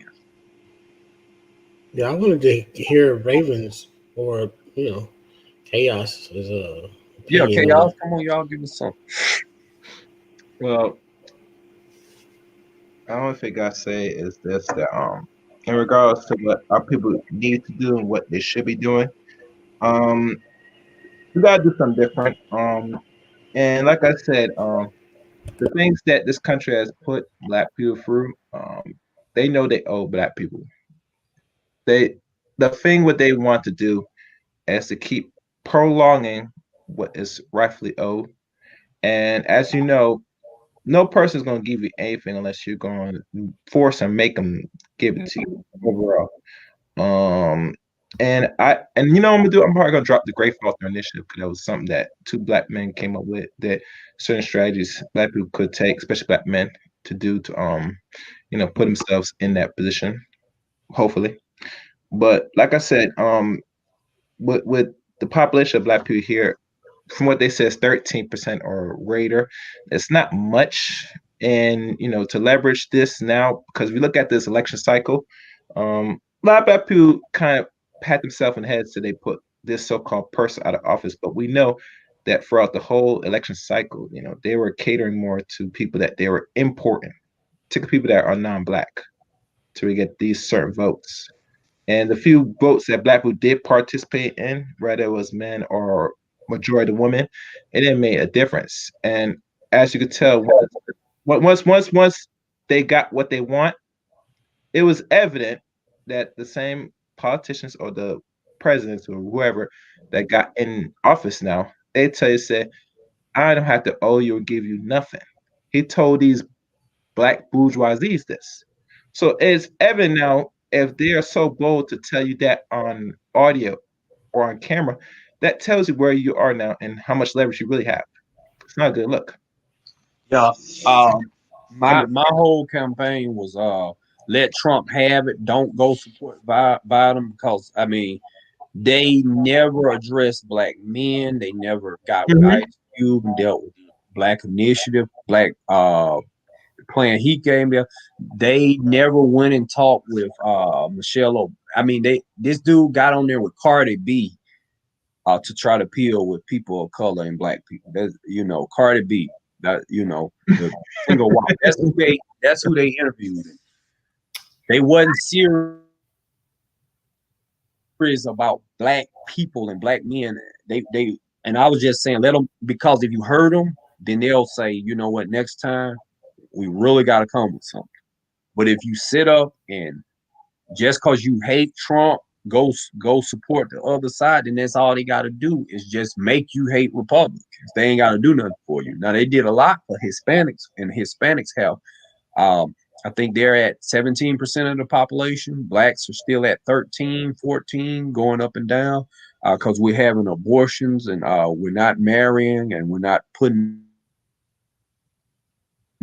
replenishing the population. We're not growing. Hispanics are having immigrants come in and they're producing. So that's why they went to the Hispanics. Their vote has become more valuable. Hispanics are very racist. They do not like us. They only use we're people of color, not black. I'm not even going to use people of color no more. I'm going to use the black. We are people of color when it's convenient for them. You know what I'm gonna start using? I'm gonna start using the black diaspora when I want to say, people that got some African in them, because I know AOC, she came out and she was like, she's not black when they asked her about reparations, because TD Hip Hop Media did a video about it a couple of days ago, where it showed that she was like, I got African in me, I got Spanish in me, I got this in me, whatever, when they asked her about reparations. And she was like, so, we're everything, we're people of color. But then when they actually was going to do something, when they were talking about Black Lives Matter, probably getting something because of the protest, she was like, well, I don't hear nothing about, Latinos. And we were right there with them. And, we're basically black, and we're black too. That's what she said. So yeah, you're right. They use it when it's convenient, and people, black people, see, that's a trick term. When you use people of color, that includes every race except for Caucasians. Caucasians are considered to have no melanin, to be colorless, but every other race. So Asians, no matter how light, Indian, West Indies, Filipino, all these are considered people of color, which these groups are very segregated in race. Jews can be identified as a person of color. Many of them do, but not the ones that are European, the Nazi Jews. They're European descent, but a lot of Jewish people are considered, can use the term people of color. So when they say they're going to, when they use these words like minorities and people of color, a lot of times straight black people don't get a large number of that. They'll give that to Latinos, for Filipinos, even whites who are claiming partial Native American and partial mixed, things like that. They can get in under these people of color things. So we have to be careful. That's one thing I like about Ice Cube. He used the specific term black descendants, the specific phrase, we want something for black descendants of slaves in America. That's no gays, no minorities, no people of color. What are you going to do for black And that's what we have to come together, because Hispanics are not there for you. Go on the West Coast, they teaching their daughters and sons do not marry blacks. They don't live in neighborhoods with you. They firebomb our neighborhoods. They are very segregated. Especially in LA, Mexicans, they're notorious firebombing black women and children in their little apartments and all that. I mean, hearing stories, it'd be wicked, man. Yeah. Right. And see, they got the numbers there. Of course, in Alabama, they're going to smile in your face and be friendly because they don't have the numbers. But LA, even in Atlanta, man, they got blocks and blocks of hundreds of thousands of Hispanics living together. You know, they take over whole. My thing is, I'm not going to beg the oppressor for nothing.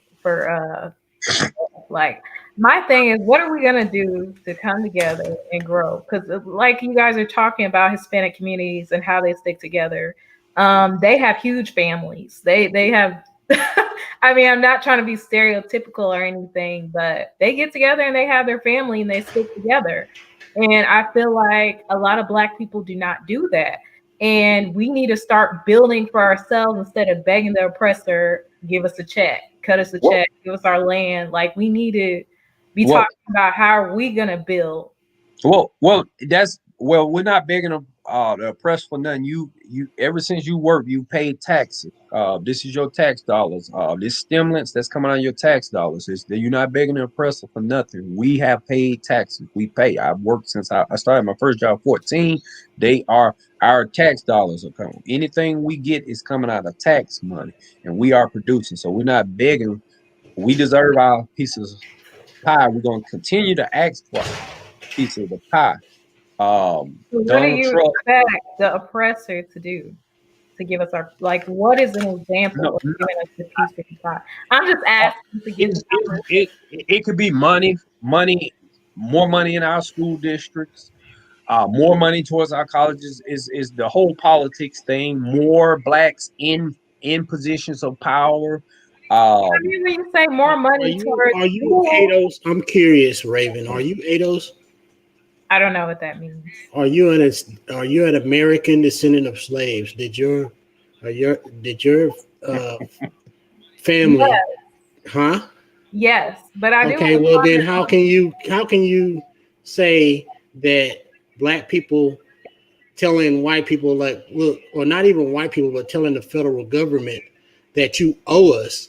In the preamble of the Constitution, it states in the first line, the very first guarantee in the preamble was to guarantee justice. And when you say, hey, look, we want justice, which is short for giving just due, or getting what is owed. We want what is owed to us.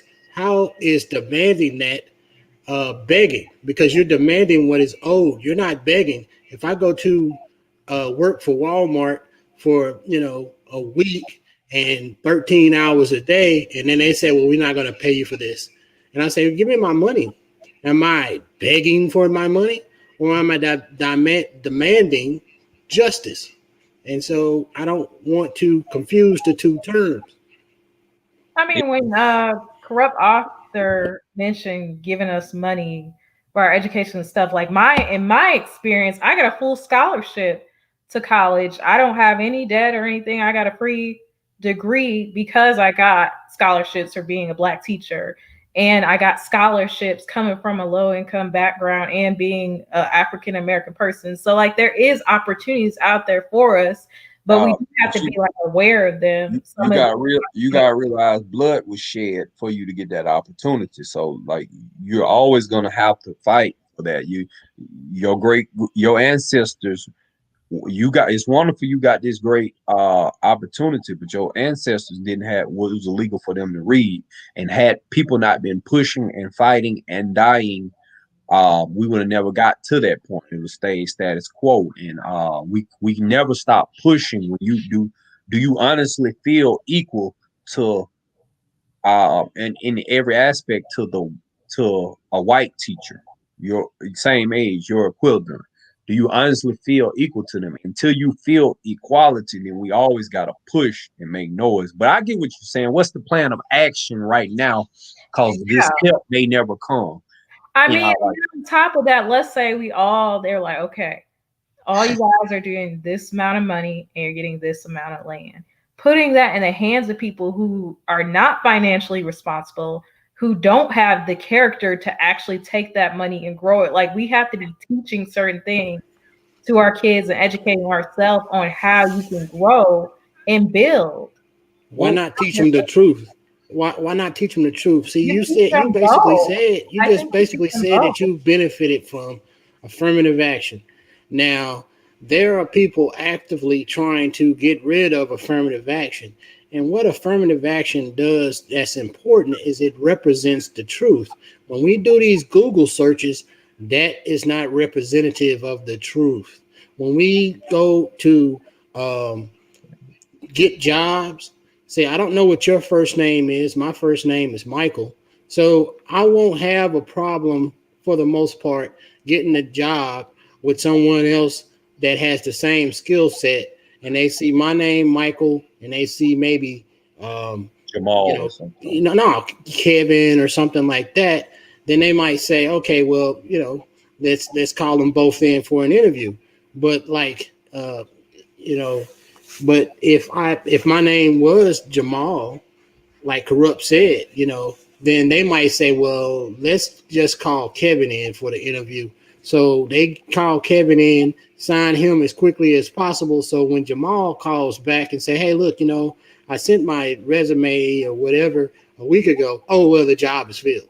You see what I'm saying? And so this is something that blacks have to deal with, whereas someone like a Tasquio Mato, from Asia probably won't have to deal with it because they say, oh, well, he's Asian. He's probably smart anyway. But Jamal, we have to deal with that. And so to not tell the truth to our kids and say, hey, look, just work hard. No, that's not telling the truth either. The truth is you have to work twice as hard, son. You have to do twice as much or sometimes 3 times as much, to achieve the same goals that a mediocre white boy has to do. You see what I'm saying? You saw Joe Biden.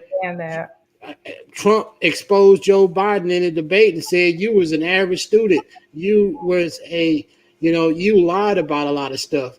You exercised, what's that when you steal someone else's words and you name it as your own? Plagiarism. You was plagiarizing, to get through college. Now he's the president of the United States. And everybody's fine with that. When Barack Obama went to Harvard and, they were talking about, well, is he even from the United States? I mean, he suffered through a whole lot, so it's a double standard. And we have to, as a people, first be honest about it, expose it. So our kids know exactly what you're going into. You're going into a game of poker where the deck is stacked against you. You can still succeed. Here are the examples, but don't make no mistake about it. The American dream is not about you. See, you're an African American, whereas a person from Poland can come over here and barely speak English, and they're automatically American. And the fact that we have a 13th, 14th, and 15th Amendments, the 1965 Civil Rights Act, the 1965 Voting Rights Act, and another 1968 Civil Rights Act. They had Civil Rights Act all through the 1990s. That very fact should tell you, and this is for black people specifically, that should very well tell you that you're not an American in the true sense. You see what I'm saying?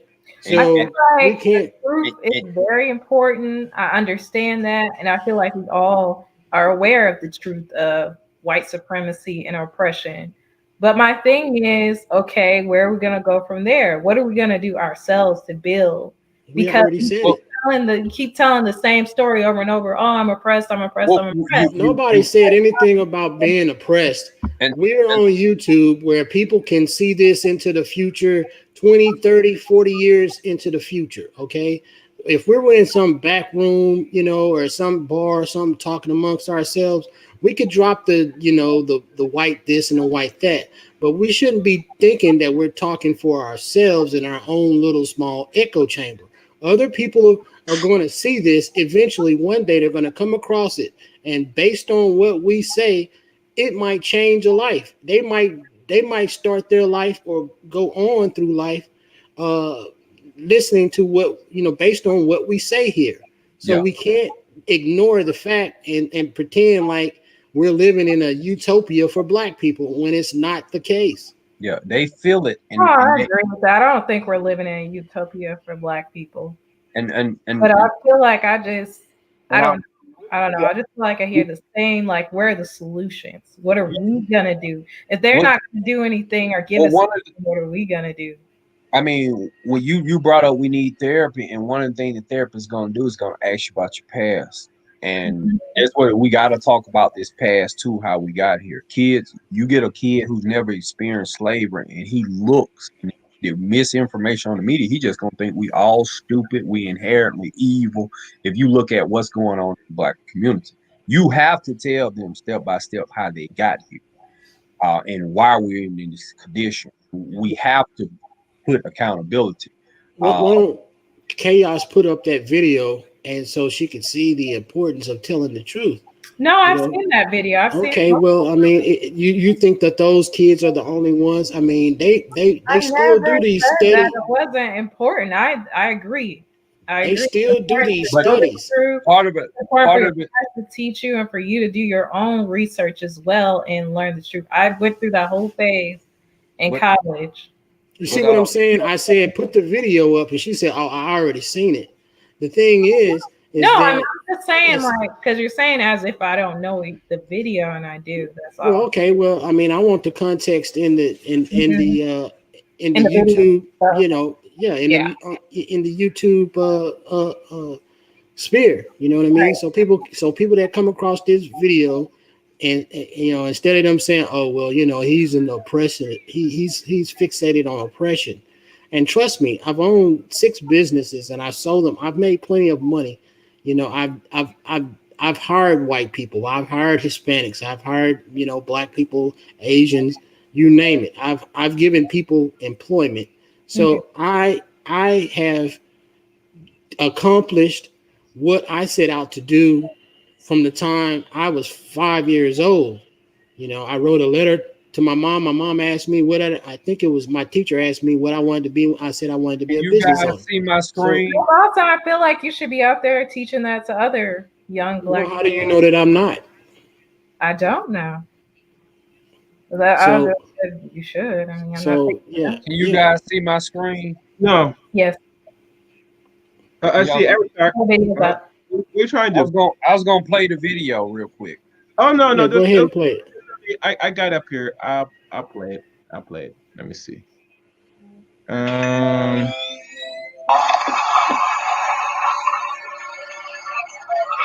which one is the white doll?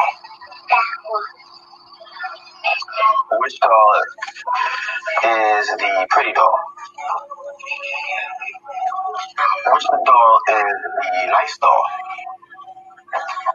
Which doll is the bad doll? Which doll is the nice doll? Which doll is the bad doll? And why is that doll pretty?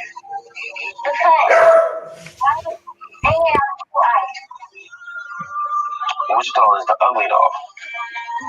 Why is that doll ugly? Because he's black. Which doll looks most like you? Like you. Yeah, which one looks like you? That one. Okay. Now, I want you guys to. Let me stop it. Now, I'm gonna take this down. Don't mind me. But really, truly, when I look at that, and that's not 50 years ago. That's, I think, for the last 10, 20 years, they redid the test again. Yeah. Yeah, they do it. They do it over, every so often, and they have Hispanic kids, they have white kids, and they all come to the same conclusion: is that the black doll is the bad doll and the white doll is the good doll. And So this is white supremacy that's inherent in a society where nobody's telling them that. They see it, and these kids aren't actors and they're not lying. And they get that, from Santa Claus being white, Superman being white. This is where they're getting this programming from. Then Jesus being white. They're getting that from white Barbie doll and stuff like that. This is why these black women got these long, ridiculous eyelashes and fake nails and getting weaving hair. This is programming. It is real. They're getting this from the little movie where they get Tupac in there, they get your favorite rapper, and he play a drug dealer. This is where they're getting it with all white movie, but they get your favorite rapper in there and he play a little movie while he a drug dealer or a thug. You know, the rapper feels so honored that he get, and the kids, oh, that's my favorite rapper. Oh, this stuff gets grained in our brains and in our subconscious, and we react to it. These kids ain't really experienced a lot of life, but from the imagery and the program, this is why Bill Cosby is in prison. They want this. Those kids are going to do less confident and going to have a belief system that's against their own self-image. Yeah, it's the difference between saying that black people, when Hurricane Katrina they were saying they were showing the black people and they were saying that they were looting. And when they show the white people, oh, they're looking for food. They're looking for, things to survive on. Yeah. It's subtle, but it's effective. When I was at work when that guy shot them people up in Vegas, and people started rumoring like somebody did a shooting in Vegas. I think he killed 14 people or something. It just started spreading around work. Of course, I didn't have access to media on work. So when I got off, I was on third shift.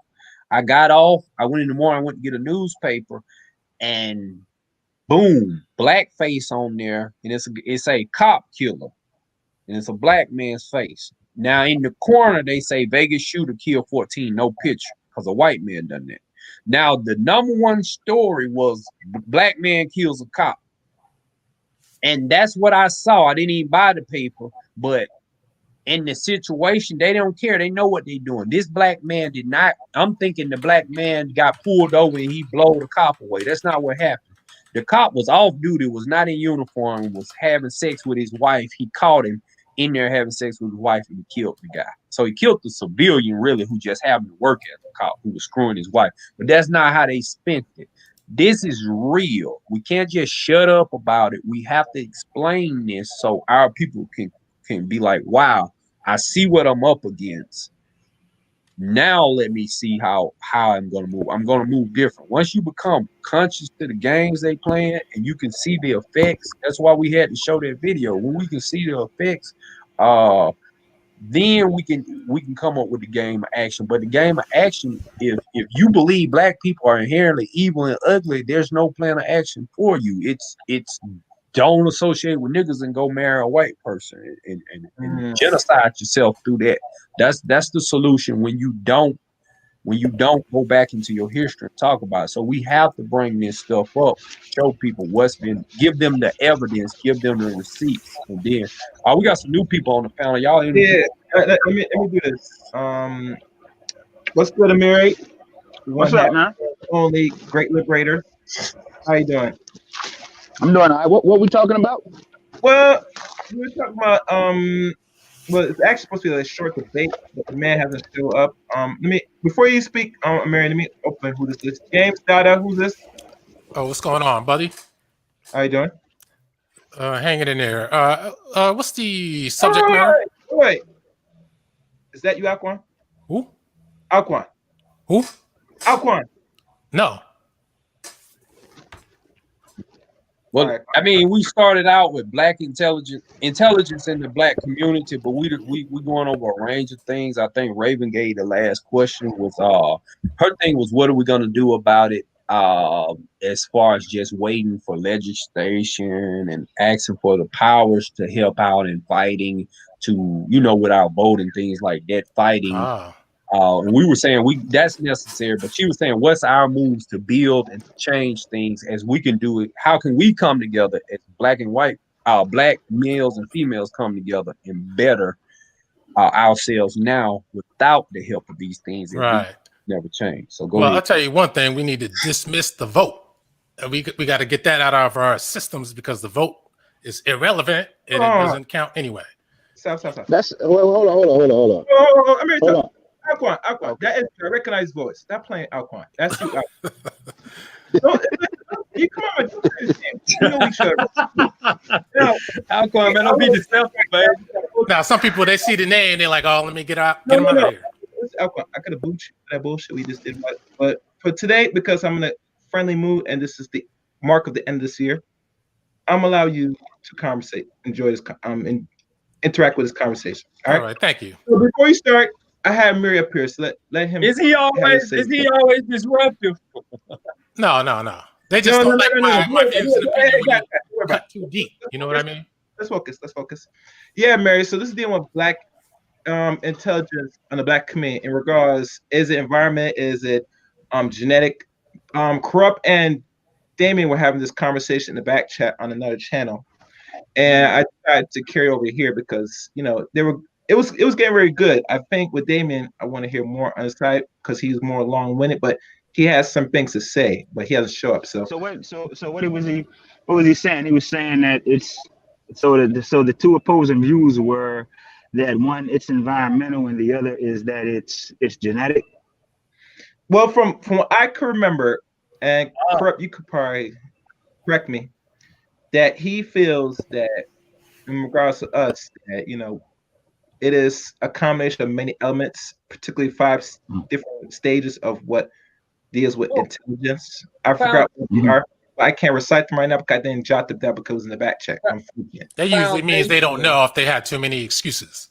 Foundationally was he thought that he was saying blacks aren't educated and the educated need to cut them off.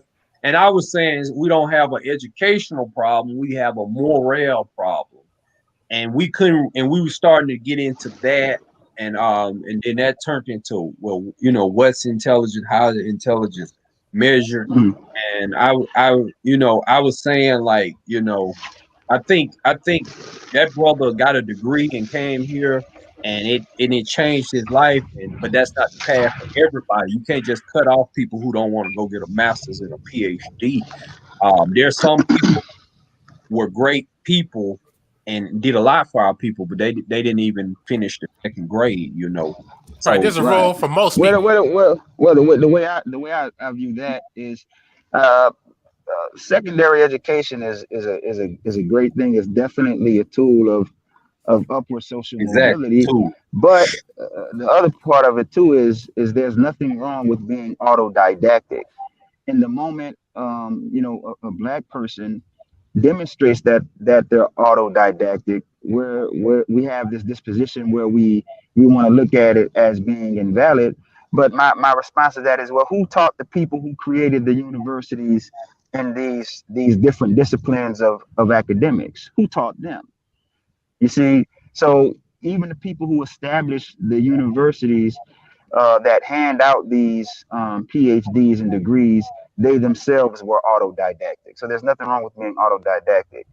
The other part of it too is I do think on a certain level, intelligence and non-intelligence is very much genetic. Although that's a slippery slope. I'm sorry. I don't mean to interrupt you, Chance. For the audience, autodidactic means you're self-taught. There's some people who go learn music. It's some people who learn music. They know how to read. They don't even know how to read music. They taught themselves, and they're just professional. So autodidactic means you don't have to go to a professor to learn calculus or something. You taught yourself. You taught yourself computer programming instead of going to. Well, usually people don't teach themselves education. Music is one thing because it's by ear, and you can play it and figure it out from there. Like Paul McCartney, Beatles, they never really took music at all. I have a cousin. I can have a cousin. I don't know how he done it. His name John. How he taught himself to read. I don't know how you gonna. I don't know how. I don't think How there's. the hell you can do that? I don't think that there's any way you can limit it just to music.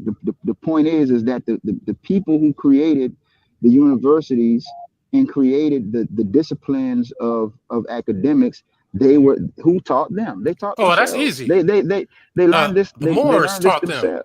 Oh, They taught themselves. I'm not getting off into ancient history. These men that's taught not themselves. ancient. That's only It's over I'm 500 not years getting ago. off. I'm not getting off. That's ancient history. I'm not getting Well, off. you into asked something the question. I'm who not taught getting them? off.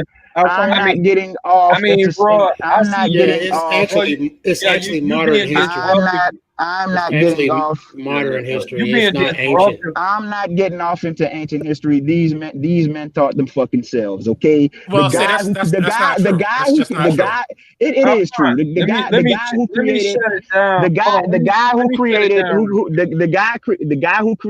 who created the modern discipline of gynecology. They learned that themselves when they were doing those experiments on sisters. So that's where they get it from. So They you're didn't get saying that from over the Moors. thousands of years, nobody. They didn't get that from the Moors, sir. They didn't get that from the Moors. Sir, And now are you I'm saying not. over Hold on. thousands Wait a of minute. years, nobody ever Wait a minute. I explored never. the female body before? Did I say that? Did I say that? Sounds Number like one. it. No. Listen There's to no need to what be I loud. said. We're No, having a civil discussion. Right? Chaos. Oh, God. Chaos. Why am I being interrupted? Well, Why am I number being one, I got interrupted? interrupted because I never got. No, y'all interrupted me and started talking about music. Y'all interrupted me and started talking about music. I said the men who created the universities. I'm not talking about the fucking Moors, man. See, y'all niggas get Those on are my the nerves. men who created Here we go with the dumb shit. Here we go with the dumb shit. I'm talking about the university. I'm talking about the universities today. I didn't get to I'm finish. talking about the universities today that give out the degrees and that give out PhDs and that what we would consider modern education. Many of those men were self-taught. So, and when Andrew Carnegie came with this, so when Andrew Carnegie came with the science of creating iron, that's something that he learned by himself. When George Washington Carver started creating peanut butter, he didn't get that from the Moors. You mind if I tackle that one at a time? He didn't get that from the Moors. Now is that to say that nobody had ever ate peanuts or had peanut butter? I'm not saying that. What I'm saying is that the modern disciplines of academics, listen to what I'm saying. Because now you want to make it macroscopic and start talking about the goddamn Moors. I don't give a damn about the Moors. I'm listening. I never said this stuff didn't exist before that. What I'm talking about I'm putting it in very very concrete terms of what we're talking about. It sounds like you're saying things started with the white man putting it in order. See how you keep interrupting? Well, I got interrupted from the beginning because I never got to say what you didn't. No, you didn't. You interrupted me. No, I didn't. You interrupted. Yes, you did. No, I didn't. Y'all niggas. Yes, you did. I mentioned something about being autodidactic. I mentioned something about being autodidactic, and then you started talking. You started talking about music. Yes, you did. Well, somebody did. I was interrupted. Yeah, it wasn't me. Don't say it was me. The bottom. Well, you interrupted me now. So be quiet and let me finish my point. I'm not interrupting you. Be quiet and let me finish. Be quiet and let me finish my point. Be quiet and let me finish my point. Sounds like you never gonna finish. I think you're gonna have to mute him because he is being interrupted. Yeah, okay, this sounds like a coon conference. So I'll mute myself. Do you now that's what I now who taught you that word coon? Who taught you that word? Okay. The Moors taught him. Yeah, exactly. The Moors taught you that word, right? Who taught you that word? See that, and this is the problem. And this is an apt conversation to be having when we talk about intelligence in the Black community. And the fact of the matter is that you got too many smartphones, and you got nothing but dumb niggas with smartphones. The goddamn phone's smarter than the niggas who use them. Anything that you want to know is at the tips of your finger. You see what I'm saying? I'm not saying that. We know that there were all these sciences in Kemet. I ain't talking about that. I'm talking about in the modern context of what we're talking about, because somebody mentioned somebody having a fucking PhD. Follow the goddamn conversation, man. See, because then we'll start going all off into Kemet and more in the Moors and all that. We ain't talking about that. And I'm talking about the men who established the disciplines of academia, of how we understand it today, that give you your PhDs and stuff. Many of those goddamn men were self-taught. Nobody gave them a degree. That's all I'm saying. Why the hell we got to go start talking about the goddamn Moors? Why it got to be a debate about that? All I'm saying was it was no university. All I'm saying is it was no university to give them a degree. That's it. So why we got to start man, this is an app conversation to be having because there's too many dumb niggas running around here. And like you said, what he's saying is just he trying to sound intelligent, but all you had to really do is if you figure those guys got them from the Moors, well then it's the same thing. The Moors had to be self-taught. The people who invented it had to self-teach themselves. What you're saying is there was something before this degree system. But all he had to do is apply the same thing to the Moors. Who taught the Moors? The Moors didn't go to a school and get it. They were self-taught. Like it was no reason for him to throw that in. He's just being disruptive. He just one of them people like derail stuff. Right. Like you can't even have, and this is why I don't do panels with stuff with people on YouTube and shit, because what happens the moment you start talking, here they come with the interrupting, here they come with the distractions, here they come with the goddamn deflection, like as if they can't follow a point. What it is we suffer from ADD, attention deficit disorder. We can't pay attention long enough to grasp a goddamn point, because it's very clearly defined. I'm talking about the academic system of what we know as modern academics, man. That's it. And a lot of times when we get in discussion, we're not trying to learn from each other. We're not trying to be truth and right. We're just trying to win the argument, and we'll use all kinds of tactics to win an argument instead of get truth and stuff. So, right, I was self-taught how to work on cars. Nobody taught me. I went there, I got some tools, and I just started doing it. And I learned by trial and error. So I didn't have to. You see what I'm saying? Brother Morris taught you that, bro. Man, I don't want to hear that bullshit. I ain't never met a Moor day in my goddamn life. And you can't tell me that it was the Moors who taught me that, because the monkey wrench didn't get invented till the 20th century by Jack Johnson. So just stop. Yeah. Okay? Yeah. But I would say that at our point, like, at times we have our issues on the other channel and stuff. But like I said, this is not really the focus on Moors. We just want to focus on just the information alone. Someone has to be taught, either self-taught or someone taught. It's one or the other. You know what I'm saying? I don't really care about much things about ancient Kemet or the Moors. That's not this conversation. We're just talking about just the subject at hand, at least. That's why I didn't want to mute you in a way, because I want the conversation to keep going. I think one of the issues that we get too emotional with a lot of discussions, and we're not really listening to each other enough. So, like I said, the conversation has been going good so far for, the back and forth. And, this is chaos, and I try not to follow the name of my title, but, it does happen. So what can I say? What can I do? I don't know, man. It is what it is. Anyway. Yeah, we got to learn how to communicate effectively. Yeah. What I learned is this is great for interviews. They're gonna ask you, like, go on an interview. They're gonna ask you if there was conflict with you and your boss or a coworker, how would you handle it? And when people get to yelling and they get angry and stuff like that, the frontal lobe isn't getting proper circulation and oxygen. They can't hear you. They're just waiting for you to stop speaking so they can get their point across. So then you don't dialogue back and forth with someone who's angry, who's in conflict. You try to resolve the conflict by listening to that person, responding, letting them know you understand their position. You diffuse conflict, and then you can continue on. It's pointless to call him a coon and call him a sellout and get into that, because now you're only, and each person is thinking they're winning, making their point. Because this you clicked into a journal, and there's so much is going on. So,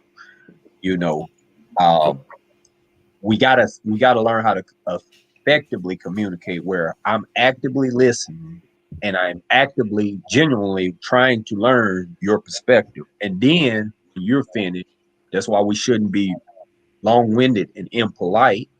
It's 4 people on here. We make our point as effectively as we can, and then we pass it. And now I have to try to get your perspective, not waiting for you to stop talking so I can make my point. But y'all go ahead. That's how you effectively communicate. If you don't, this is why marriages break down. We can't communicate effectively.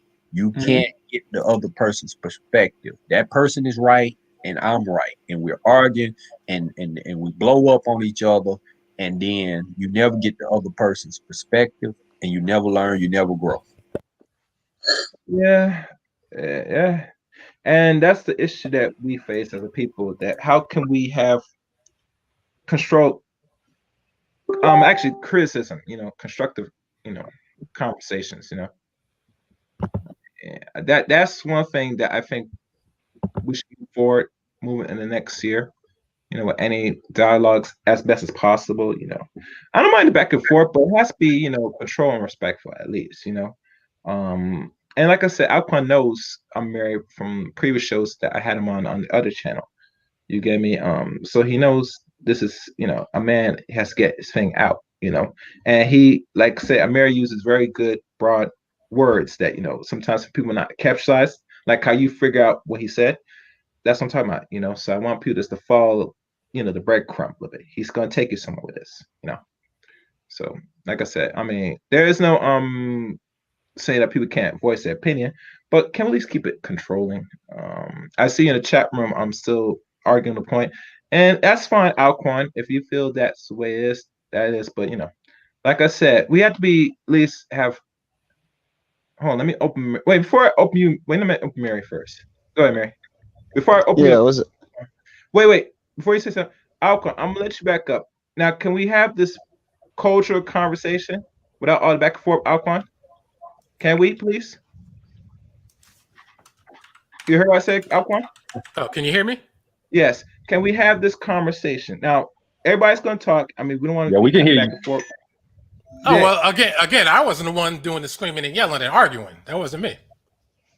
Okay. Yeah, you were the fine. one doing the interrupting. But now who's interrupting now? No. Okay. So now, Alquan, what can you bring in regards to the subject of this? Okay. As the subject that was being discussed, again, I'm not as you know, I'm not an Afrocentric. I'm not a Moorish science typical guy. I'm not an Egyptologist. I'm not none of those people. So when I brought up the Moors, I was just trying to illustrate the fact that they are the ones who started the modern university system. That's it. So you don't just gain abundant knowledge out of nowhere. You don't get born knowing how to walk already. Animals do because that's their nature. But you don't come in thinking, okay, well, now I'm a philosopher. Now I know math. I can read. You don't teach yourself how to read because somebody has to teach you how to read. Somebody has to teach you how to speak a particular language, unless you just make your own language up that only you can understand. But you have to teach somebody else the language in order to communicate it with someone else. That's my point. It wasn't to argue. It wasn't to overtalk people, because that's not what I do. You know me, I like to let people speak their speech and then I speak mine. People disagree, that's fine. But when people disagree with me, I don't get upset because that's not how I am.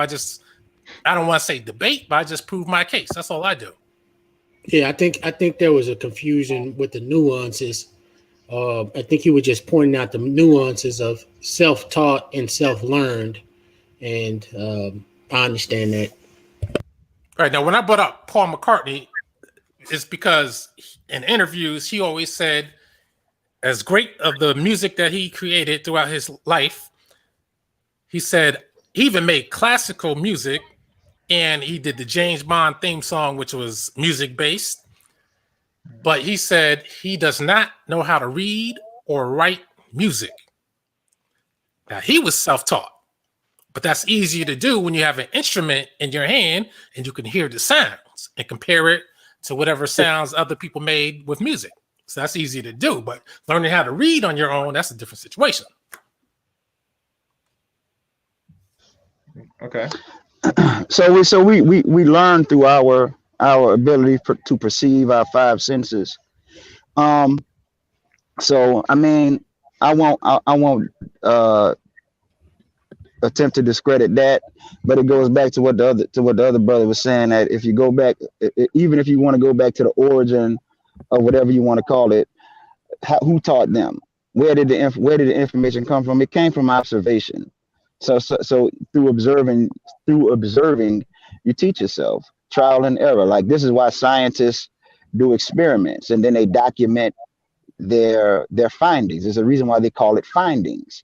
You see, so I mean, it's not even that deep or a big deal. What I want to get to is the lack of intelligence in the Black community, the abundance of aversion we have for intelligence in the Black community, how we oftentimes opt for style over substance in the Black community, and this is why we have the condition we have now. Now, to a larger extent, it's not an isolated thing, because this is just where the largest society is in American society. A lot of it has to do with the American modernity, and they give you enough comfort, bread and circuses, that you don't care about anything else, while they fatten you up for the slaughter.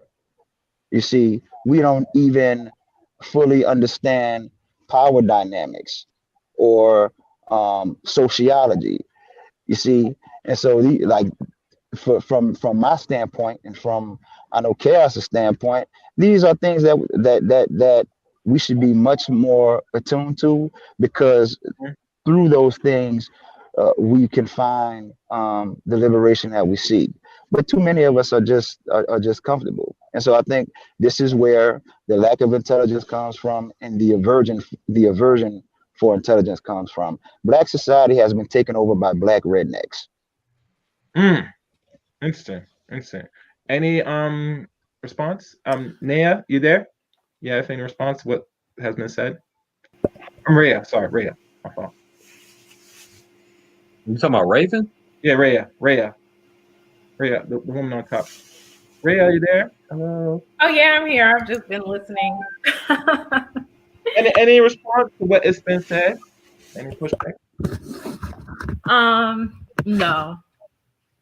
Well, I got one. Okay. Go ahead, Raven. We want to hear from you. Yeah, go ahead. Get some feminine energy. I just listened to the argument about like self-taught versus learning from somebody else, and oh my God, I'm totally blanking. The self-learned. The Black scientist that was mentioned. With the peanuts. I'm blanking on his name. Totally blanking. Oh, George Washington Carver? Yeah, George Washington Carver. That was a really good example of just being self-taught, autodidactic. Like he didn't learn that from ancient history. He was really self-taught. Like he came up with a whole bunch of different creations. But he did have to use a combination of, like, I guess, observation skills. So he may have learned those observation skills from somebody else, but he was able to put things together and come up with things on his own. So like that is like a true example of like being autodidactic. So that was able to hear his name being mentioned and just like understanding like what that term really meant. Yeah, I think. Okay, this you, bro, down in the corner, hard code. This you. Excuse me. What happened? Hard code. This you. You said something. I wanted him to expound on the comment. Okay, he say his comment talking about Moors was telling these coons, that's plural, who created the university system. These dumb coons who support their master only. I feel like, bro, you don't know our background. You generalize and you deflect. And I said that before I checked out the first time. So yeah, that's the okay. Well, you shouldn't be you shouldn't be saying it. I feel like this is a very pro-black panel. I know I'm very pro-black, but also go ahead and get this out. Let's get this out. What you want to say about the Moors, because we don't want to clip you off and take you out. Give us the run back on the Moors real quick. Okay. Well, let me. How they created it. Merge that with the fact that we're talking about the lack of intelligence in the Black community. Part of the lack of intelligence comes from not being able to listen to others and not being able to tolerate the views and opinions or the study of other people. If you disagree with it, all of a sudden you hate it. All of a sudden that person is a typical or stereotypical type of Negro that a lot of people want to generalize. So I think what we have to understand, we have to be tolerant of different views and opinions, because I know I am. And we have to assess what people are saying. The man that just called us all coons. See, now I got to interrupt them. But you don't see me getting upset when people interrupt. I don't like it, but I'm not yelling. Hey, just go ahead. Just go. I mean, that was valid. You did call us coons, but you don't want to not right now. That was before. It's rude to be interrupted, but it's more of an insult to call people coons. Okay, let him finish his message. Okay. Right. Now, I can explain why I called you coons, but it is what it is. You want to hear the explanation on that? I just wanted to timestamp the moment that you were going into your, we need to be tolerant speech. I just wanted to timestamp it. Right, because as soon as we hear buzzwords or something that we don't like, we have a tendency to get upset and we want to silence the voice or we want to beat somebody down. We have to stop that. See, that's a lack of intelligence as well. True intelligence means you absorb everything that's coming to you, assess the situation, see what's valid, see what's invalid. And the man in the bottom, I don't see names on the screen, but the man in the bottom middle, in a sense, we were kind of saying the same thing, but he kind of oversimplified his argument and he didn't really want to hear what I had to say because it just didn't jive with what he was saying and how he was saying it. So you do learn things that are passed down from generation to generation. But yes, it takes somebody to say, let me write a document on it and let me put the ideas to words so that other people can learn from it. It's just like music. Music has always been around, but somebody said, you know what? Let me write down the notes of music. I have to create the notes, or maybe others in collaboration created the notes and they can write it down and then they can teach it to others. That's that's what he might be talking about as far as creating a curriculum for a university. But like I said, with music, it doesn't always apply to everything else. But with music, you can hear notes and tones when you play an instrument, and you can play the instruments yourself. You could be self-taught. Prince was the same way. Picked up a guitar, learned it. A lot of bass players picked up a bass, learned it. Same thing with drummers, because it's easier when you have the hands-on product and you can hear and experience and interact with it to learn on your own. But when it comes to reading, math, you could probably do that with math once you learn some of the basics, but I don't think you can just come up with learning algebra or something like that on your own. That takes years and years of refinement. And people may not have written everything down, but once they accumulate everything, people write it up and turn it into a university curriculum. And that's what the Moors did. I mean, they were on top of the intellectual world at the time. They created the university system. They wrote down the medical stuff, everything. And they taught the white man. Things did not start with the white man. As shocking as it is to believe. That was never the argument. And even I never said it was. Okay, so then you're making an argument against the point that was never presented then. No, I'm making my point. Let me ask you a question. Who created fractional reserve banking? I didn't hear you. Who created fractional reserve banking? I don't know. Wasn't it Mayor? The white man created that. Who created the modern system of capitalism, sir? Okay, so now you're making points. No, because you said they got everything from the Moors. Oh no, I'm using your remark now. No, you listen. Don't cut me off. I didn't interrupt you. Don't cut me off. Because you bringing up the Moors, and it's irrelevant, and to be honest with you, for my taste, it's useless information. Who created the modern system of capitalism? Okay, so what you're saying is, I'm about. That was it was Adam Smith. It's a rhetorical question. I thought you were asking me a question. It's a rhetorical question. Well, answer it real quick, so I know that. It's a rhetorical question. The father of capitalism, Adam Smith. Who you think taught him those theories that are now in practice over the majority of the planet? You don't think he taught himself that? You gonna answer? Do you think he taught himself that? You answer. I mean, it's obvious. Okay, well, that's it. I guess if you're the father of, if you're the father of something, then you're the progenitor of it. Same thing with communism, you know, and it's not to say no one is saying that you know there aren't other alternatives of reality when we're talking about intelligence. So no one is discrediting the Moors. All I'm really saying is because somebody mentioned a PhD, a degree, or something like that. So all I was saying was that this is what the example I'm giving, because these are things that are taught in academics. That is a discipline of academics, understanding banking and finance.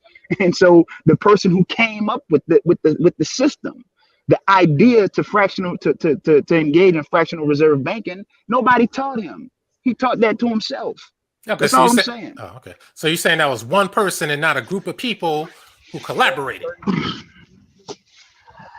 That's with whatever. Okay. I mean, whatever. When I ask a question, is whatever. When you ask a question, you demand an answer. I mean, it's a non sequitur. It's a non sequitur. Okay, so even if you don't want to talk about fractional reserve banking, again, let's go back to capitalism. Then who taught him? There was one man who came up with that, and that was Adam Smith. Oh, one man. You really believe it was one man? That's like, not true. Are you saying one man? I'm asking bullshit that's question. not true. Are you saying that one man came up with the idea for a car? It was Adam Smith. That's not true at all. Adam Smith is just known as a philosopher who expounded on capitalism. Capitalism was around before Adam Smith. Adam Smith took economics, which the class of economics was around before Adam Smith. The Arabs actually came up with systems of capitalism way before Adam Smith touched it, as well as the Moors and other groups. They just rebranded it and molded it to modern times. You know what I'm saying? But these systems and fractions were around before then. Now what you're doing is we're not talking about fractions. Fractions is a type of mathematical equations. I didn't say fractions. I'm talking about fractional reserve banking. You mentioned capitalism and economics. I didn't say economics. I'm talking about capitalism, the same way you have communism. Again, I'm not saying that you probably didn't have people doing it or anything like that. I'm not talking about that. I'm talking about what's being taught in the university is not something that what the Arabs were doing or none of that other stuff. They're coming from they're coming from the philosophies, the ideas, and the theories that Adam Smith wrote down. That's it. I don't even know why we even got to have this debate where at the moment you start talking about something a white person did, this goddamn inferiority complex kicks in with black folks. Well, I mean, that's what you sounded like. You sounded like, I'm just stating the reality. The discipline that's taught in the discipline that's taught in university today, it comes from Adam Smith. Okay, that's it. You got the book. You can go get the book and read it. Hold on, guys. Let me see if I can add somebody onto the stream because this is not really Let me see if this works. Okay. Oh yeah, I can't. Rhea, you there, sweetie? Yes. Is any? I only can have 6 people on this spot. I want to add somebody briefly. You can still be in the comment section. If somebody drops down, you may come back up. Is that fine with you? Yeah, that's fine. Okay. Thank you. I appreciate it. I thought they said you can have 10. And I think that you have to come out pocket to get more. Oh, I thought they said it was free for 10. And I guess no, it's not. And I think I think autodidactic people are more intelligent than people who follow the course or go to the university. I think the philosopher who observes and able to think and able to produce this out of nothing instead of following the guy who cuts the trail is more intelligent than the guy who follows the trail. Or, to me, that's what I think. I think like true intelligence is being able to observe your situation, create and invent. Oh, okay. Yeah. Before we continue, I have Mute your mic, bro. If you got stuff going on in the back. Amir, yeah, your mic is on. Can you mute yourself, Amir? If you could. Oh yeah, I'm at work. Hold on. Yeah. All right. I'd like to present to y'all the Gray Regime himself, Cerulean Gray. What's good, Cerulean? Oh, greetings, chaos. Gray Regime, I like it. What's good? Cerulean, do you want me to elaborate why the title is as it stands for you to go into the detail, if possible? The title of what exactly? The title is Intelligence in the Black Community. That's what actually was supposed to be a debate with Corrupt author and some other brother that had a conversation which I was a part of in the back chats on the other stream. I did a stream for them to go at in more detail, but he hasn't shown up. So we just tackled this subject, and it is what it is. So go ahead. Go ahead. Well, who's the marker of comparison for what's intelligent? We tackled that too, but we were just saying a lot of people just my thing was a lot of people exactly what you just brought up. A lot of people are just assume they're unintelligent because they don't go get a master's degree.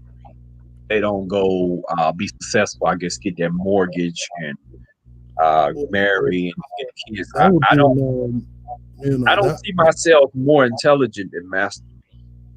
I think he would have to be very intelligent to cut his own trail, to rebel against the system and break out of it. I don't see Joe Biden is more intelligent than someone like Master P.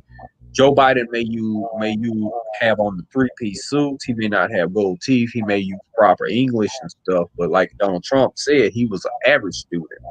I feel like someone who can go and make a way when there's no way out of nothing is more intelligent. I think it took the intelligence to go from a poor kid in the streets to go to a CEO, but not because people hired you and gave you opportunities. You found out and you kept mixing, you kept trying. It took intelligence to do that, and you kept getting the right people and bringing on the right opponents to be successful. I feel like that's the measure of true intelligence. You're able to get out there and survive in social settings and prosper.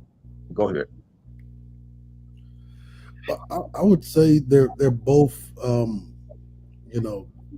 bit, imbecilic or idiocratic assumptions. One, to go from any level to another level, it requires help. One thing that we have in the modern era is this assumption that people can go from one level, say the lower end of the socioeconomic strata, to a higher plane of economic reality without help or without some type of assistance or push or influence from someone else. And then you're coupling that with ideas such as capitalism. It is impossible for the individual in a capitalist society, especially in the modern or the postmodern age of decadence, to do so. As a matter of fact, you go all the way back in history, nobody's ever been able to do that without some kind of assistance or some kind of platform or institution. Mm-hmm. So to make the assumption that a person is intelligent because they were able to go from the street to CEO is the marker, I would say that's idiocratic or even imbecilic, because we watched complete imbeciles do that. Oh, well, see, what is your definition of an imbecile? I don't think imbeciles do that. I think imbeciles are talented and they go into the NFL, and then 4 years in they're out bankrupt. 4 years out of the NFL, they're bankrupt. I think that's what an imbecile do, because an imbecile doesn't know how to maintain, build, or have a social network, communicate effectively, lead other people. Just because they're able to go to the NFL doesn't measure. Okay, hold up. I just said that's an imbecile. I said the imbecile. Hold on, you didn't listen. I said the imbecile goes to the NFL, and 4 years out he's bankrupt. Master P is not an imbecile, and I don't think I don't think you can say my argument is imbecile. He's successful, and I think people who are able to maintain success, they're able to get. He didn't have anyone grooming him. Joe Biden had people grooming him, and there's people can groom you, give you pedigree. Paris Hilton was groomed. So you said Master P had people grooming him, or wasn't? No, he didn't have people grooming him. Well, I beg to differ, because he did. Well, he had to go out and find these people. They didn't come find him. Doesn't matter if he had to find them or they found him. It does matter, because no, it doesn't. I didn't do this. This is why I would give him more intelligence than me or anyone with a degree. If you're just going along because if your parents are telling you go to college, then there's no you can't give that to your credit. You've been groomed to go to college. If they're getting you, well, that's what Master P was doing. He was going to college, trying to play basketball. Here's a fundamental problem. Go ahead. Because you keep using Master P as. But that was just one example. I was just showing anything from Master P, because Master P recently moved to my state, and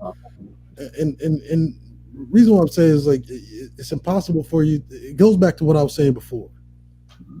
No Limit Records, before No Limit Records became its own independent company, they were a subsidiary of Priority and henceforth Universal Music Group.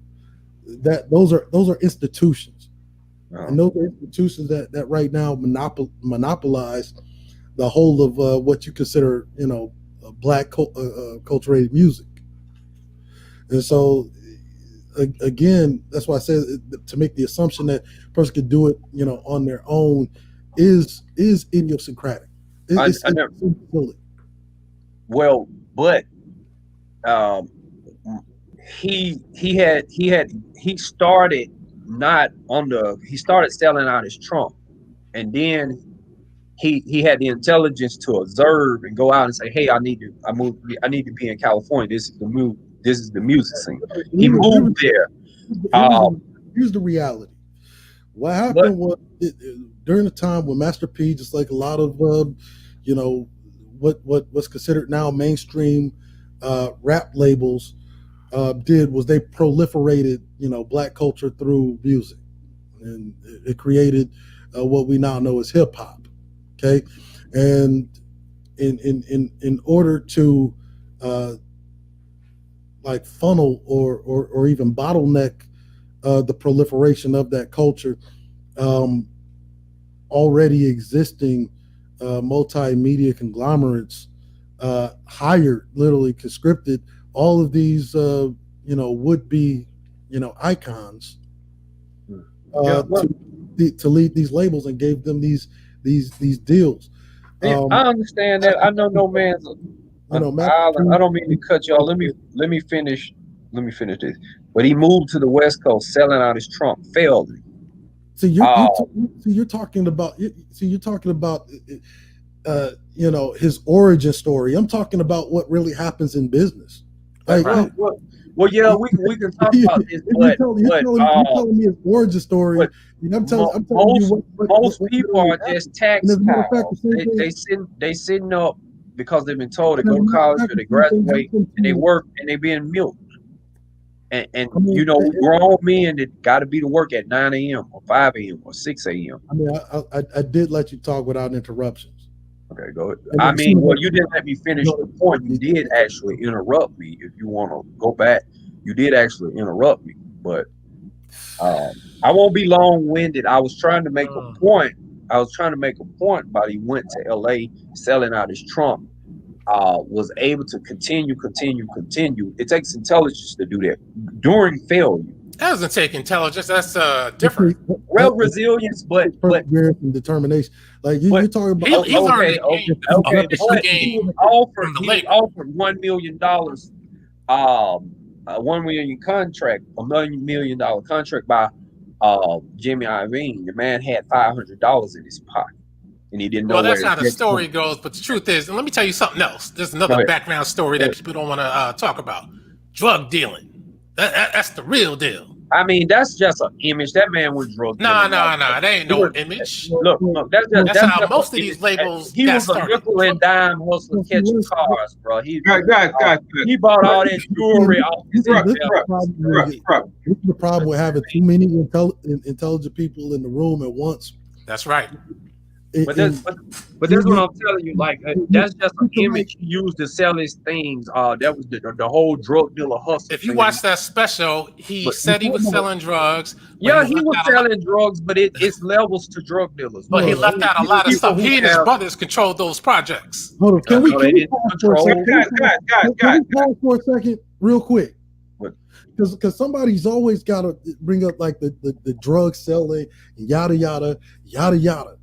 Okay, but that's how finances work in the hood. That's how people get financed. I'm gonna put it this way: there is absolutely nothing wrong with selling drugs.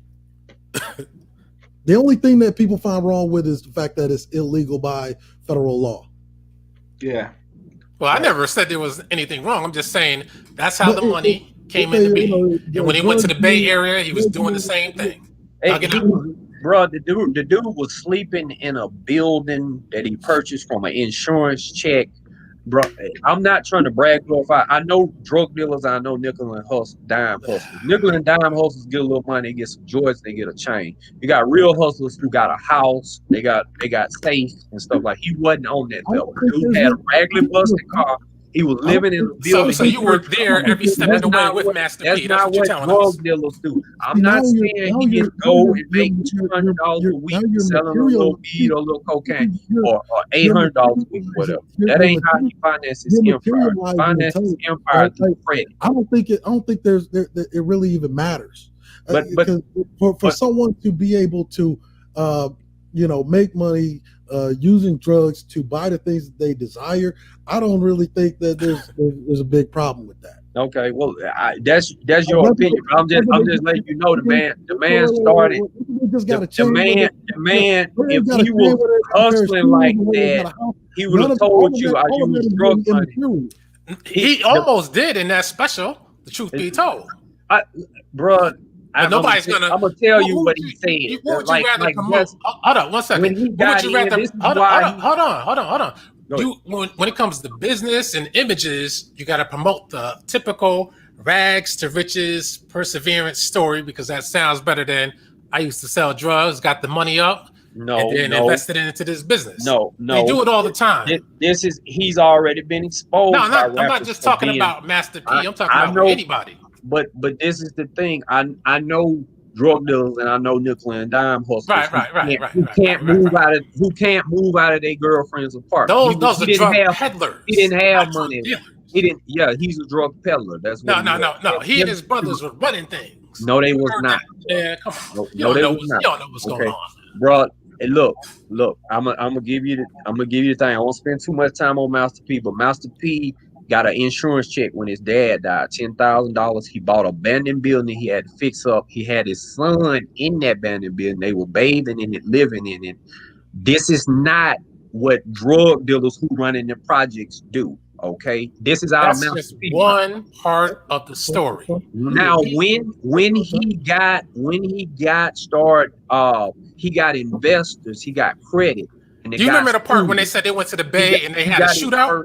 He got his first. Yes, I'm not saying that he had a. So you looking at TV how they doll it up. Bro, do you know how much a gun costs?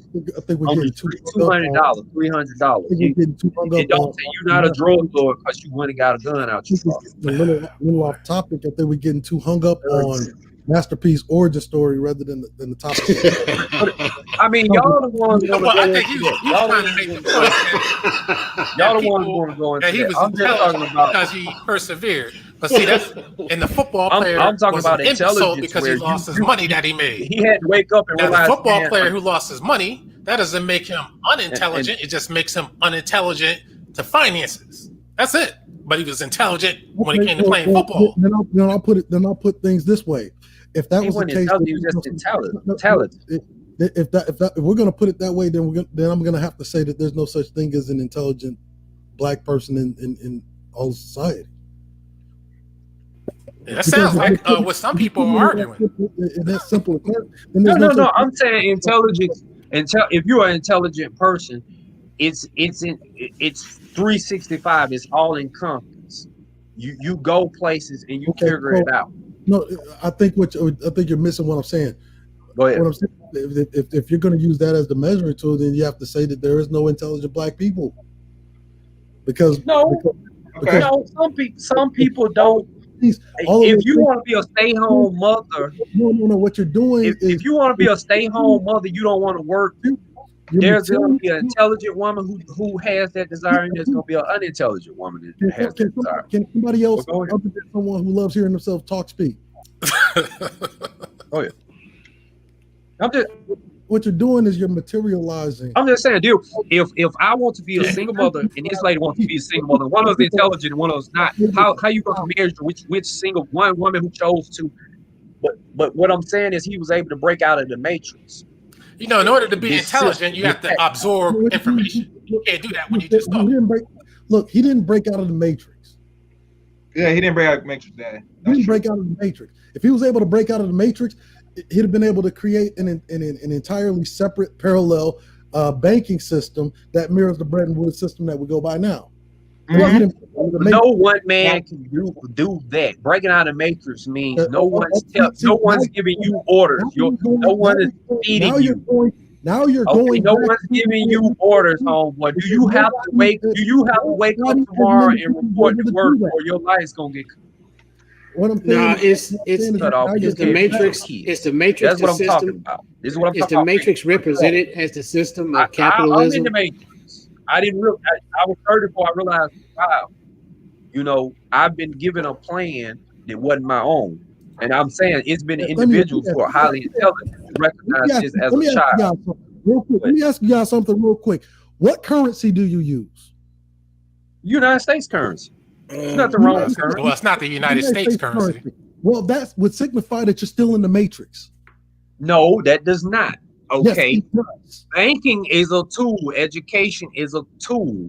Yes. But you're only a tax player. You're in the matrix. It's a tool that no black person. It's a tool that no black person has in America has learned to utilize for themselves, and the condition of our community is evidence of that. Okay, let me. Okay, that's we're gonna attack that. We're gonna attack that. But here's the thing: you want to say don't use American money. We're taxpayers. There's a military here. There's a police force. Take your butt to Somalia and go start a business, and then let it prosper and let 30 people with an AK or militia group come over there and take your business, kill you, rape your wife, kill them, and take over your business. Well, that can happen in the U.S.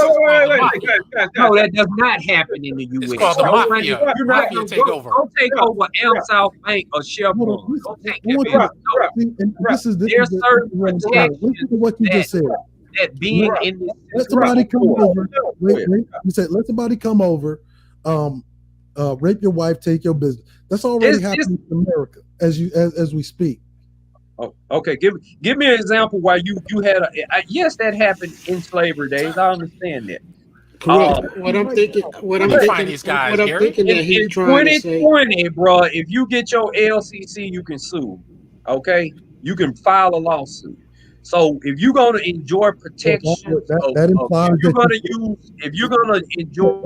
Okay, so let me ask you, Where do you? Iran can't come in and a group of militia can't come in and take your house right now, bro, because the United States military. So you gonna use this dollar to pay taxes. Go ahead. We live in a democracy. Whose court are you suing? Go ahead. Whose court are you suing in? What was that? Whose court are you suing in, and where do you apply for that at? Oh my goodness, in the United States court. But listen, you want to afford these things. You want to afford privileges of this, then you want to call it. The United States court was created by whom? I guess Caucasians. It started in Greece, but who are you suing in Somalia if somebody takes your business? You can't bring actions against them.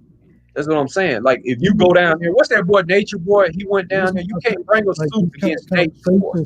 Now, when the mafia takes your business, who are you suing? And this is why I say these kind of conversations are really kind of imbecilic, because then you have to go all the way back. Well, who's this and who's that? Who's that? I mean, when you talk about capitalism has been around.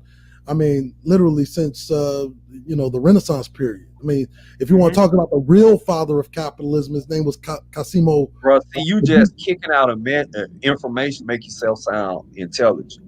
No, I think that's you. Brought up but you don't like listening to the man. Listen to the man. Brought up an issue. Capitalism has been around for a very long time. Okay. And it's a successful system. That's why we still in it. Why don't you lead a matrix? It's bro, not really it's like, only made successful, and this is why I call it imbecilic. It's only made successful by people who believe in it. Yeah. Okay. But you on YouTube using Wi-Fi. Why don't you lead the matrix? Even an idea like capitalism cannot have the kind of strength that it has without help. I understand that. You ain't saying nothing, but don't criticize the best system in the world. We gotta be honest, bro. And I love being black. We not going over. They got a welcome home policy now. They'll help you move to Ghana if you want. Chaos. Yeah. See chaos. This is a wild thing. No, I'm just saying, bro. That's not. Actually, capitalism. Man. Capitalism is not the best system. If it was, then the United States government would not have a ton of restraints on pure unchecked capitalism. It has its faults.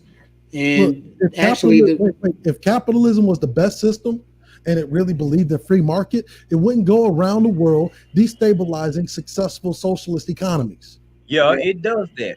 It does that. But it wouldn't be overstretched as a military arm right now. It wouldn't be on the verge of a imperial collapse right now. It wouldn't need to ban China because it believes in free market and laissez-faire. We understand that. I know if you really had faith in the things that you are creating, you wouldn't need to ban a competing nation's products from entering your borders. You would just let the market decide for itself. No, you wouldn't have to. You wouldn't have to spend. And you wouldn't have to spend millions of dollars a year on advertising to influence people outside of what they would normally purchase. If capitalism and free market capitalism was actually true. Let me tell you something. If capitalism was so motherfucking great, there wouldn't be a single corporation right now that's getting a bailout from the government. Well, what do we do, bro? What do we do? Because you're just using this, complaining about a system which I believe is the best system in the history of the world. First, you have to tell the truth, and first you have to tell the truth about it, man. First, you have to tell the truth about it. You on YouTube? No. Look, I would love to go, to South America, Africa, and eat fruit and walk around naked and talk all that stuff. But after a while, damn, mosquitoes gonna start to hit me. I'm gonna start to miss my laptop. Where do you find these people? And shit like that. You know what's funny about this? What's funny about this whole conversation is not a single goddamn time have you heard me mention Africa. No. I'm just saying. No, I'm saying you complaining, but what's the better? What's the better alternative? Give us the better alternative. I know it's problems here. It's always going to be problems. Not any other time. No, I'm just saying it's always going to be problems. So what do? You complaining about the system. What do we do then? Don't just give up. That's the thing. You want to go into this criticism. Hey, you got the link for the initiative. You go ahead and drop that. You go to that and study it.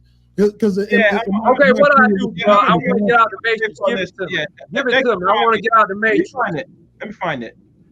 Get what I do. Give me the plan. Give me the game plan. What's the solution? Give me a second. I'm gonna drop the Great Fault Initiative. I gotta find it. Give me a second. What's the solution? I'm an intelligent dude. You ain't gonna hit me with that distraction. What's the solution? What's the answer? So I think there's a problem when people think they're too intelligent. They don't listen. Well, okay. I don't want to hear all this backbacking criticism. That's like whining women. That's like whining women. Women are complaining. All the men don't complain. They make solutions, and part of the solution. The fact that you just told me that you think capitalism is the best system. The fact that you just told me that, it represents a lack of intelligence. Mm-hmm. Okay, bro. You're not in that other system. Cuba is killing us. Cuba is killing us in medical. I mean, look. Cuba is killing us in medical. China is killing us in finance. India and Africa killing us in education. But you're not in them. As a whole, United States is the place to be. The fact that you're telling me that it's the best. The fact that you're telling me that it's the best system, understanding the condition that your community is in, it represents the lack of intelligence. And I know the condition our community is. I know the condition our community is. That's not a result of. It wouldn't be on its way out. That's not a result of capitalism. That's a result of white supremacy actively doing things. You live in a project. You live in a ghetto. What do you think capitalism is? Bro, capitalism is just you're able to go from being the basic. I'm gonna break it down. Basically, in the history of the world, if you was a servant, if your kids were servants, your grandkids were servants, you stayed in that class. That sounds like us. Opportunity. That sounds a lot like capitalism. That sounds like you now. Okay, so you don't think that you can increase your class in America. You can go from starving and on Section 8, you can't improve your class. You can't move to the middle class. You can go from black to Uncle Tom. That's what you can go for. In a capitalist system, there is no mobility between socioeconomic strata without help. I understand that, bro. That's the whole system of the universe. Everything is interconnected. That's what networking, that's a principle. You don't do that alone. I understand that, but you dodged it. Capitalism, show me socialism. Socialism, like I'm saying, you talking this, man, show me the better system. Well, there's no better. No system is perfect, number one, and they all benefit show me those the who are better in control. You complaining about this, and bro, I got every complaint you got. That goes back to the entire conversation. Well, show me the better system. I could show you the better system. Go ahead. But the problem is that NATO destroyed that better system. So you don't know what I'm talking about, do you? When I say NATO destroyed that better system. Talking about Gaddafi? There you go. Yeah, let's get into Gaddafi. Gaddafi was trying to get the gold. Cerulean. Crap. Cerulean. Is there any way you can email me the thing? I'm trying to find it on previous channels. I can't find it. I had it on my computer, but I think I cleaned my computer just briefly. Any way you can pull it back up on the email, possibly? And I'll still search for it. You want me to pull up what? No, I'm talking Cerulean, the Great Faulkner. If you have it, if not, I'll have to go find it on my hard drives. Whenever you have a system where you have freedom, like you have in the United States, that's built on freedom of speech, freedom of the press, etc., you're going to have a bunch of dysfunction simply because you can't rein in the dysfunction. You can allow creativity to flourish, but with that creativity, you're going to allow a lot of dysfunction to flourish and a lot of corruption to flourish as well. And so, that's the imperfection of the founding documents of the U.S. Constitution. And I'm not. If you really understand capitalism, if you really understand capitalism, then you would understand there's a reason why there's a major push for it to be pushed out as the mainstay of modern economy. Capitalism, it's good at generating short spurts of fast economic growth. Not so good in long-term maintenance of preparation of emergency systems, as what you see with the course of this COVID thing. So it's really good at generating profits for a handful of people in society. Not really good for a long-term mainstay. As a matter of fact, you could go all the way back to the days and talking pre-Marx. There's a guy, Central Europe, Emil Durkheim. It was part of Durkheim's dilemma. Capitalism gave this promise that free trade and free trade capital as as a result of the onset of the French Revolution, that it was going to somehow make people's lives better. And what happened was during the rise and to popularity that capitalism has had is it's not really made anybody's lives better, not even the people who profit from it the most. I mean, you look at multinational corporations, their executives, they work on average more hours than your average 9-to-5er, and to be competitive, they're working practically Jack Ma hours, the 996, 9 a.m. to 9 p.m. 6 days a week, just to be competitive, and more than that if they want to be better than the competition. So it hasn't really made their lives any better, other than the fact that they have a lot of money in the bank. And so you're saying that capitalism is the best system. It means that you don't really know any better. You don't know anything else. This is all you know. That's why you think it's the best system. Because you don't know any other systems. I haven't lived in any of them. So. Hey, 1 second. I found it. You don't know in which ways that you can tweak the system or make changes or reform, or even if you were able to destroy it, you don't even know what system you would put in its place. And that's why you would say such a thing like, well, it's the best system that we have. I mean, okay. What the mainstream. He kind of sounds like Jesse Lee Peterson when he says that, in a way. Okay, you assuming I don't know, and I don't have this information, and I haven't studied socialism. I can tell you Gaddafi, why he was killed. I can tell you all these things. But at the end of the day, you can't tell me why Gaddafi. You can't tell me why Gaddafi was killed. He was killed because he was trying to ally Africans, blacks, and Arab nations and get rid of the dollar. He was trying to. That's a theory. That's not a theory, bro. So where's the evidence? They were going to stop accepting the dollar. Where's the evidence that he got killed for that reason? So, and he didn't get killed for that reason, bro. But this is what he was working on. He was working on. You're talking. Okay. I'm sorry. I apologize. I lied. He was working on making a union. There's an article out there. It's called Francis Klein and Gaddafi's Gold. Gaddafi was sitting on, tons of stored gold. Yes, okay? I know this. They took all his gold.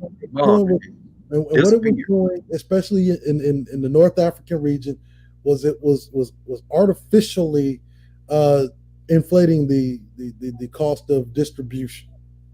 And when you're sitting on that much gold, and you have someone like France who needs that kind of gold because their system started to collapse, and France is a socialist nation as well. Yes, it is. It's a socialist nation with capitalist elements embedded into it. As a matter of fact, the French Revolution was all about destroying, capitalism, because it was more geared towards, the crown, which is why they beheaded the kings, aristocrats, and their government, lords. Capitalist nations are really socialist nations. That's how it works.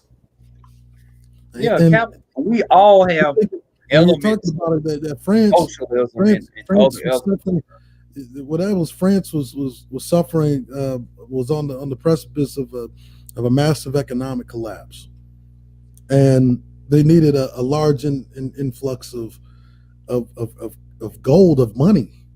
They're not even necessarily gold, but just money in general. And if you understand, at the time, everybody that France would normally, borrow to inject capital into their economy was denying them. If you go all the way back to you remember post 9/11, where they stopped calling French fries, started calling freedom fries. So that signified that America was done, bailing out France. France, wholly a welfare country. Okay. But nobody ever talks about that. But if you listen to the French, they'll tell you that they're a hardworking nation and yada yada yada. But they're really a welfare country that borrows from everybody and has a problem always paying their debts back. As a matter of fact, America today, we got the number one debt in the history of the world. And America today is yesterday's France. The only difference between America and France of yesterday is the fact that America has the biggest military in the world. I agree with you on that. See, but somehow I'm uninformed, unintelligent, don't accept information. I had to be able to accept information to understand these same points, bro. And I ain't just on YouTube or reading books. My neighbor, I fish a lot. They own a fishing store. They're from Italy. They told me straight up, they white. They got a grant to get over here and start that fishing store, that business. The economy is collapsing over there. They're saying everyone's poor, everyone's rioting, everyone's stealing. This is a white European nation. This is why they came to America. It's basically that area is done with. And the United States government gave them grants to start business and gave them land to get over here. As long as they got all those Roman ruins for tourism, they'll never go broke. Your neighbor just told you that they came over here on welfare. Got a welfare handout to start their business. But we don't get. There was the fundamental problem. There's the fundamental problem right there. Okay. Now, does that make them intelligent? That's what I'm saying. No, that's why I'm going back with Master P. Master P didn't get that. See, I'm finna kill y'all because y'all trying to say we didn't get that. Master P didn't get it either, right? But he was able Master P was able to build his intelligence through his illegal street dealings. Man, gotta be intelligence that's flowing. Everybody, bro, real street people know that man ain't have no money. That man racked up. He got a lawsuit against one of his founders. That man racked up $250,000. That's how he got his gold chains. He didn't have gold chains. That's how he got his gold grill. That's how he got his first nice ride. Not a hoopty. That's how he got his first apartment. Running up this man's credit. That's how he bought his equipment. Running up this man's credit. Man sued him. You must not be from the streets. This is in court. Now, if he bringing in $8,000 a week, he probably would have bought this stuff himself. But he knew he had to sell that image of I'm getting it. But go ahead. Master P got his fucking start through Priority fucking Records, and I say the measure. Yeah, Francis Klein and Gaddafi's gold. Well, bro, why don't you go get your start with Priority Message if it doesn't take now this was in the 1990s, so around 90, 91, when black music literally was everywhere, being proliferated. They couldn't control how it was being distributed. That's a problem for your capitalist competition. And so what they did was they tried to round all of these guys up. I mean, that's why all of them get in the game around the same time. Now, Master P and people like Master P and Jay Prince, now they were able to use their intelligence to break away from that system. Yeah. To take control of their own, and music. Take and control that's of all their I own was saying. Truth be told, they never really took control of anything. It's always controlled by the same people. Well, the thing is that Master P went from Priority to Universal to Coach, and then he broke away from Coach. Now, if you talk about Coach and you talk about Warner Brothers, he breaks away from Warner Brothers in like 2000 something. When he broke away from that, then well, you say broke away. Did he break away, or was he essentially dumped? Well, regardless. What happened with Coach Records? With Coach Records, he only wanted to do a year by year contract, so he does like 1 or 2 years, and then he just breaks away so he can keep control of his own talent, because Coach Records, which is Warner Brothers, would literally get paid off of every artist that he brings to the table. They get a cut. So while he's under contract, he signs this new guy out of the hood, yada yada yada. Everyone that he signs, Coach Records would literally get a cut of that. Well, that's how it usually works. Koch is usually the last ditch effort for a lot of major acts. They pay more, but you sell less with them. Well, Koch Records. So a little story about Koch Records. Koch Records, they were the first to try to come into the game and say, we're going to give the artist power and yada yada yada. And then what would happen? They would flip a 360 deal on them, right? So they would do the classic bait and switch. Tell you, this is for the artists. The artists aren't our employees; they're our partners. And then what happened? They flipped the 360 deal, and that's how actually a lot of artists in the early 2000s were getting fucked over. So when he did the 1 year contract, and he realized that Coach was really like fucking him and his talent over, as well as trying to poach his artists. He literally said, look, I'm not going into another contract. And I think that was probably post 2005 or 2006. Yeah, but they moved from distributor to distributor because they can't do it on their own, no matter how much money they have. And all these other people. Hello,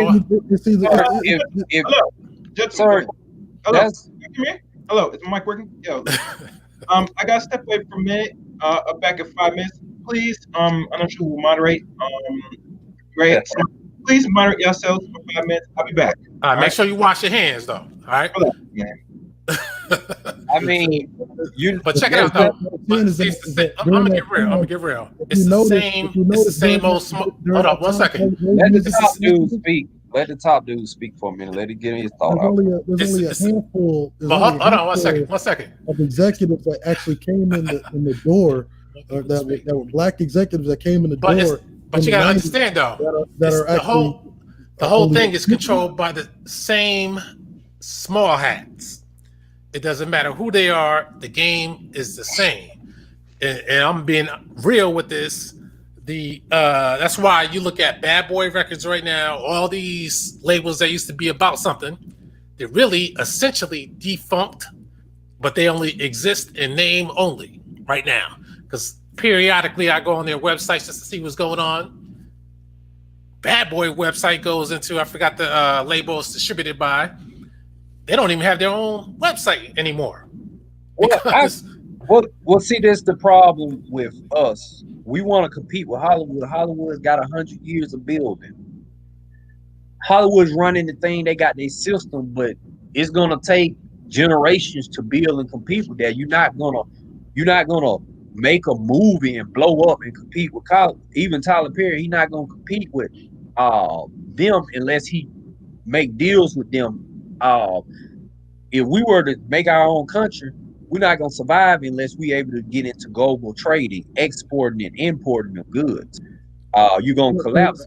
So there's nobody who can exist alone. Not one person, not one nation, one neighborhood. It's always I think you're missing my premise. Like, the reason why this conversation needs to be happening is because Black folk have this assumption that they're not American, that they're something other, and that's actually an effect of white supremacy. You're actually an American. As a matter of fact, you're the last true Americans. Everybody else is Johnny come lately, somewhere from Central or Eastern Europe. Immigrants. But we're not treated like we are. You just heard my man up there talking about the Italian immigrants. They come here, they get a leg up. You're not treated like you are because you have an aversion to American institutions. But no, it's because of the history of this country and how we've been marginalized. That's a fact. Anybody who disagrees with that, I don't know what to say.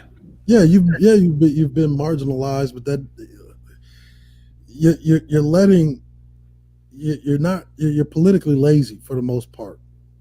And when you say politically, what aspect of politics are you talking about? I'll put it this way, right? You had Negroes, and I've seen an endless amount of streams, pre-recorded videos right here in this space, and it's not even just limited to YouTube. Arguing over who should be the next president, and completely ignoring the states in which you live. Yeah. And in the meantime, your competition, the white nationalist male, is literally trying to monopolize state rule. And not even that, not even just participating in local elections, but also gathering together and grooming a candidate and putting our own candidate up locally and supporting him. We got to understand, man, the votes, the candidates, you can forget about all that. It's all about the money. I'll tell you this, man. The only politics that really matter is state politics. Period. Not even that, man. They're putting in a whole bunch of puppet governors, just like Cuomo, and a whole bunch of others that go along with this BS that's going on right now. Yeah. And see, that starts at us becoming, as a community, becoming interested in politics, discussing them, and putting up. There's no just like. No, I'm part of a sports trash talk group. We've been there about 7 years now. We got 500 members. We're all in the local area. And I was saying, when we start having those issues with police students, I say, hey man, this sports trash stuff, cool. But how many of you guys want to start a militia and practice shooting twice a week? I've seen this with my own two eyes. So go ahead. I've seen this with my own two eyes. A nigga will cash app a motherfucker on YouTube. Yeah, you're right. For spewing anything that piques their interest, and the thing that's popular right now is anti-black female. Yeah. Right? That's how this actually started. They only whining about black females, and I was called all kind of simple coon for. Now, I watched it with my own two eyes, where you'll have these young college kids walking up to folks. This is prior to COVID-19, walking up to folks asking them to register to vote in their state elections. Walking up to them at like bus stations, train stations. That's how Stacey Abrams flipped Georgia. I was living in Atlanta I was approached several times by those crews over the last 2 years, trying to register me to vote. I just let them know I was already registered and stuff. But that was Stacey Adams people. They was going around to minorities. I want you to think of how imbecilic it is. This modern Negro is more focused on dating and relationship issues than the politics, when the politics is what determines what kind of dating and mating options you're even going to have, because it's going to determine what kind of rights that you're going to have. Your rights are already predetermined by the white man. Whatever he says it is, it will be. That's why he has all these puppet presidents, puppet governors, and even puppet mayors out here. They skip to his tune, and they don't think for themselves. Then the question becomes, if you're truly intelligent, how come you haven't created your own puppets? Because we don't have the money, we don't have the power. We're constantly being kept down, just like you mentioned Gaddafi. But hold up, just like you mentioned Gaddafi earlier. But hold up, I got you. But hold up. I got you, but let me just say this real quick. You asked the question. Let me just say this. But talking more doesn't mean we're going to magically get the power. See, Gaddafi has. Oh, listen. Let me just make my point. Let me just make my point. Equal power. Let me just make my point. Gaddafi had power in his own country, but when they said, you know what, we're going to take it away from you, they did it because he didn't really have the power on this planet. When the Germanic tribes gang up on you, it's all over with. You're talking about Gaddafi. Let me tell you something about Gaddafi. I'm talking about power. When you're talking about power, other people got the power over you. When you talk about power and Gaddafi, something that I know ad nauseum, Gaddafi put up his own country's money to develop the African Union. First of all, Gaddafi is a descendant of a colonizer. That same African Union, listen to what I'm saying, would rather have that white man in control than to let Gaddafi unify Africa. And what was Gaddafi? Was he a white man or was he a black man? This is the goddamn problem with all you hoteps and you Pan-African. I'm not a hotep and I'm not a Pan-African. You can ask Gary. Okay, hold up. I see both y'all points. They wanted that. They wanted that. Gaddafi had a lot of power and had a military of those francophone nations. The French turned the lever on their proxy puppets in Africa, like those in Cameroon, those in what do you call it, the DRC now. Hey, what about Chad, the country that Gaddafi attacked, the African country that he attacked? Yeah, they were also French loyalists. Right. But he tried to invade them, tried to attack them, and he tried to merge with the Sudan. And they said, hell with you. He tried to threaten to get out of the Arab League. They said, don't leave. Sudan Sudan, for one, is a francophone nation. No, it's not. Yes, it is. No, it's not. It's a French proxy control. As a matter of fact, the whole situation that happened as a result in Darfur, that was completely orchestrated by French. I mean, Gaddafi got that's next to Chad. That's why black nations trying to empower. I would never. Sudan was ruled by the British. Gaddafi. I'm not saying he's our savior, but Gaddafi got receipts. Let me tell you something about Britain, because Britain did this to Kenya too. Whenever they left, they literally took what resources they had, packed them up, set up a proxy government. Because they did this in Kenya, and then Jomo Kenyatta liberated Kenya, and they did the same thing in Sudan. Now, who took over when the Brits left Sudan back in the 60s? I think what was his name? Nyerere, I think his name was. Hey, bros, I gotta head out. We've been on here. I've been on here like 3 hours, bro. I gotta head out. But I'll check all the information. You don't have more to say, brother? I got more to say, but I've been on here since it started, and I mean, I got to do some stuff. I got stuff to do. I can't be on here 4 hours, man. Yeah. I'm not gonna stretch to that, but thank you, Corrupt. I hope that when I do the stream, if you get in contact with that dude, let me know the email, and I'll do another one of this for you and have dialogue. So that's cool with you? Okay, yeah, we'll dialogue in the future. I'm following you, so man, I'll hit you up in the things, and it was a pleasure meeting you guys. Okay.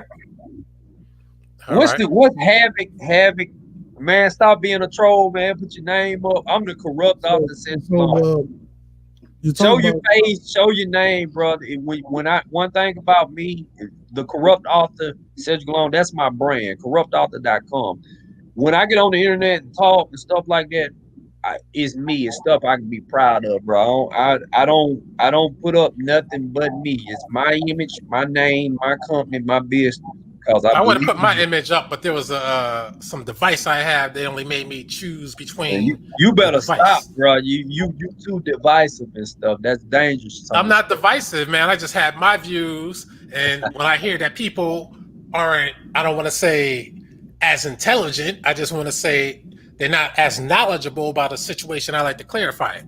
And see, the internet, one thing about the internet, it helps us get real disrespectful. I try to talk like I talk to my supervisor. I try to talk how I talk at work.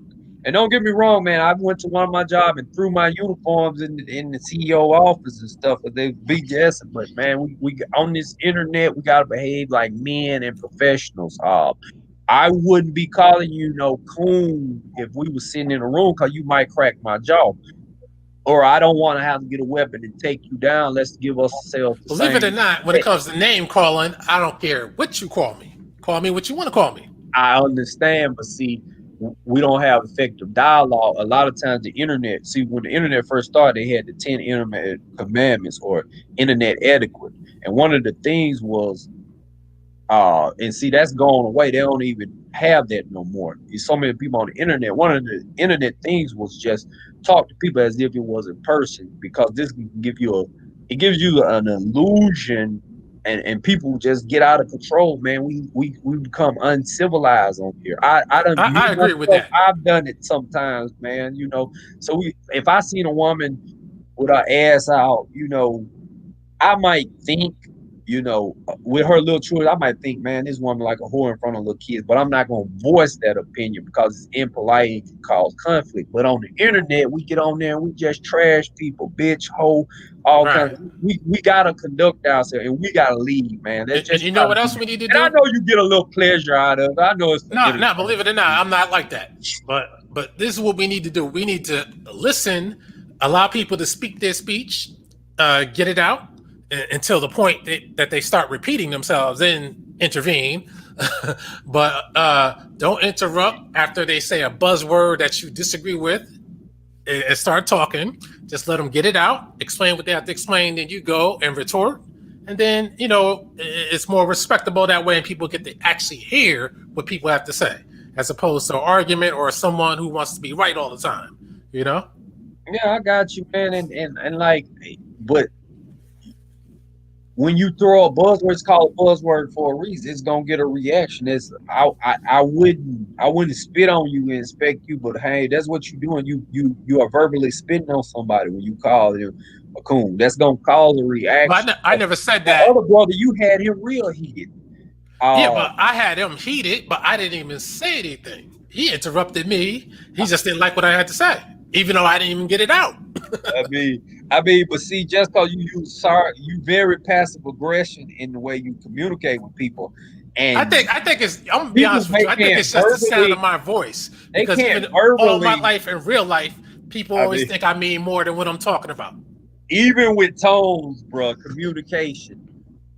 People are right to be offended by the way you communicate. They can't verbally break it down what you're doing to them, but bro, the way you're doing it, you're very even the moderator, when you came in, you told him something else that you wasn't having and stuff. You got a history. It ain't just this panel, bro. And if I wish, like, us is all, we gotta just stop saying anything on this mud. If you're truly intelligent, make your points. You don't have to call nobody no coon, no fool. They unintelligent. They don't understand. See, in order to make our points, other people have to let us make our points without interruption. You know what I mean? Mm-hmm. I understand that. But see, it's hard to do that when, see, you was wrong the whole first half, man. You sound like a fool, and I'm sure your mother. That name calling. See how you just interrupted me. I provoked you into that. See, like, that's what you're gonna do when you throw them jabs. But see, my interruption is just making one point. It's not constantly over talking you and taking over your conversation. I over talk because, man, y'all, y'all did get me out of character. I normally let people get what they say, but I felt like sometimes y'all was just going to long monologues and displaying knowledge, and it was just getting long. I would rather next time we all gotta get together and do this again, especially the brother who came in last because he's late. You know, I want to pick your brains and see y'all got me where I wasn't really listening. Y'all talk so I can pull information and better my game. Y'all kind of got me in a defensive mode by saying, "Oh, you don't know" and stuff. And I'm well versed. Well, I can have, especially in religion, agriculture, and genetics. That's what the brother told me. I don't know that. I don't know anything about genetics and stuff, and he's wrong about that because he had a degree in genetics, so he assumed that, and that caused a reaction out of me. You know, genetics. We know on YouTube, everybody's a geneticist these days. You know. Well, no. He probably was a geneticist. He's very intelligent brother. I don't discredit it. I think he was trying to spin it towards genetics because that was his thing. But you know, I don't deal with chimeras. I don't eat chimeras.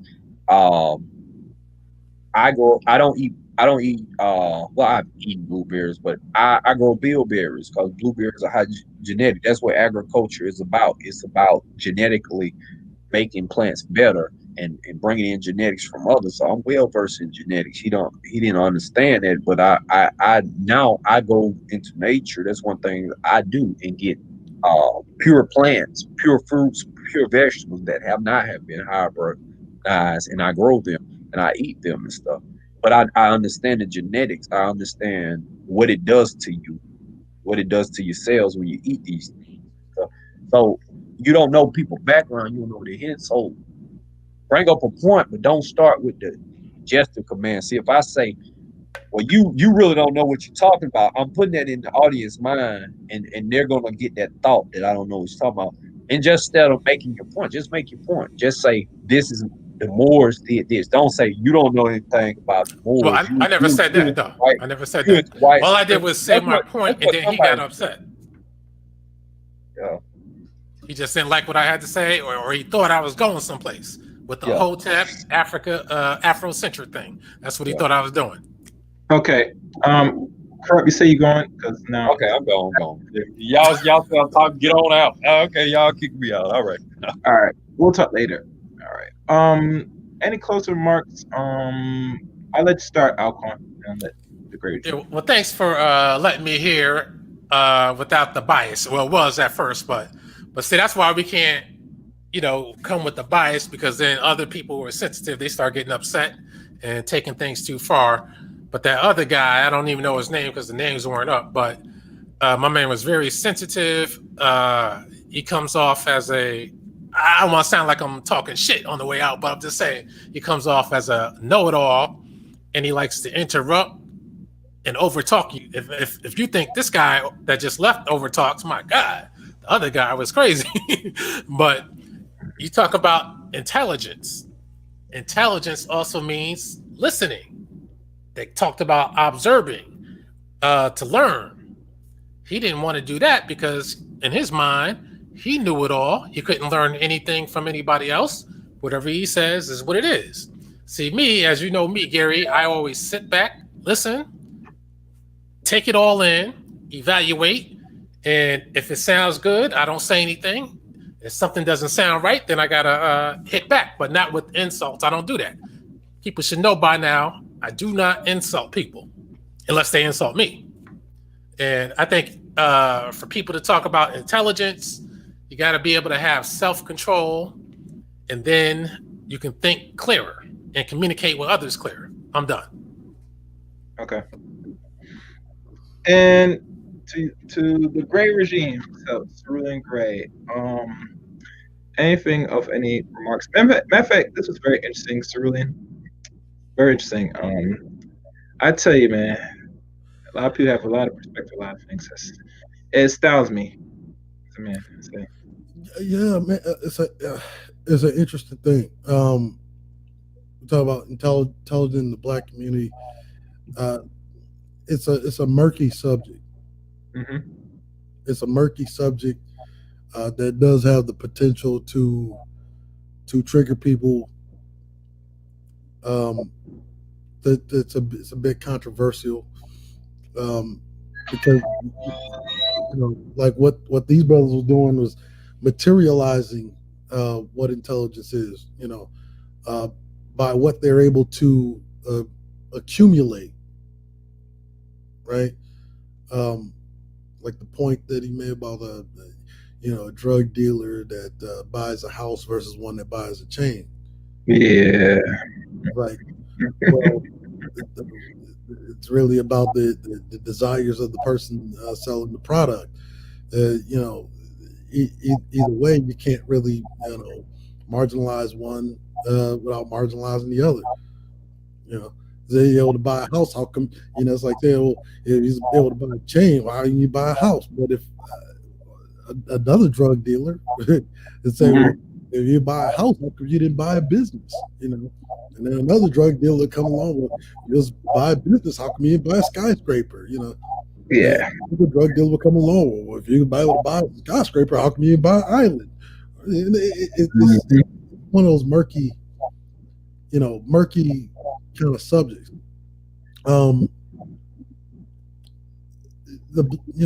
Back in the day, Black Panther said something that power was the ability to define phenomena and make it act in a designed manner. Mm-hmm. There's an ebb and flow with power. Amiri just said it's not a monopoly, and it's not. Yeah, it's not. Empires, rise and fall. And in reality, power is just simply a means to an end. Mm-hmm. But it's not something that is indefinite, and it's not something that one particular person has a complete monopoly on. It's not something that you can't take away from someone else. Mm-hmm. And so when I hear these kind of assumptions that things like capitalism is the best system, it just implies that you don't know any other systems, or you don't know how you can make changes to a said system. Capitalism was a means to an end, and that the end has been met. The end has been met. Now it's on its way out. But see, this is the problem when you create an economy around empowering one group and disparaging another. Mm-hmm. What creates is an internal strife, and the problem with capitalism is that it's never been able to create a stable economy, which is why you look at the European nations now.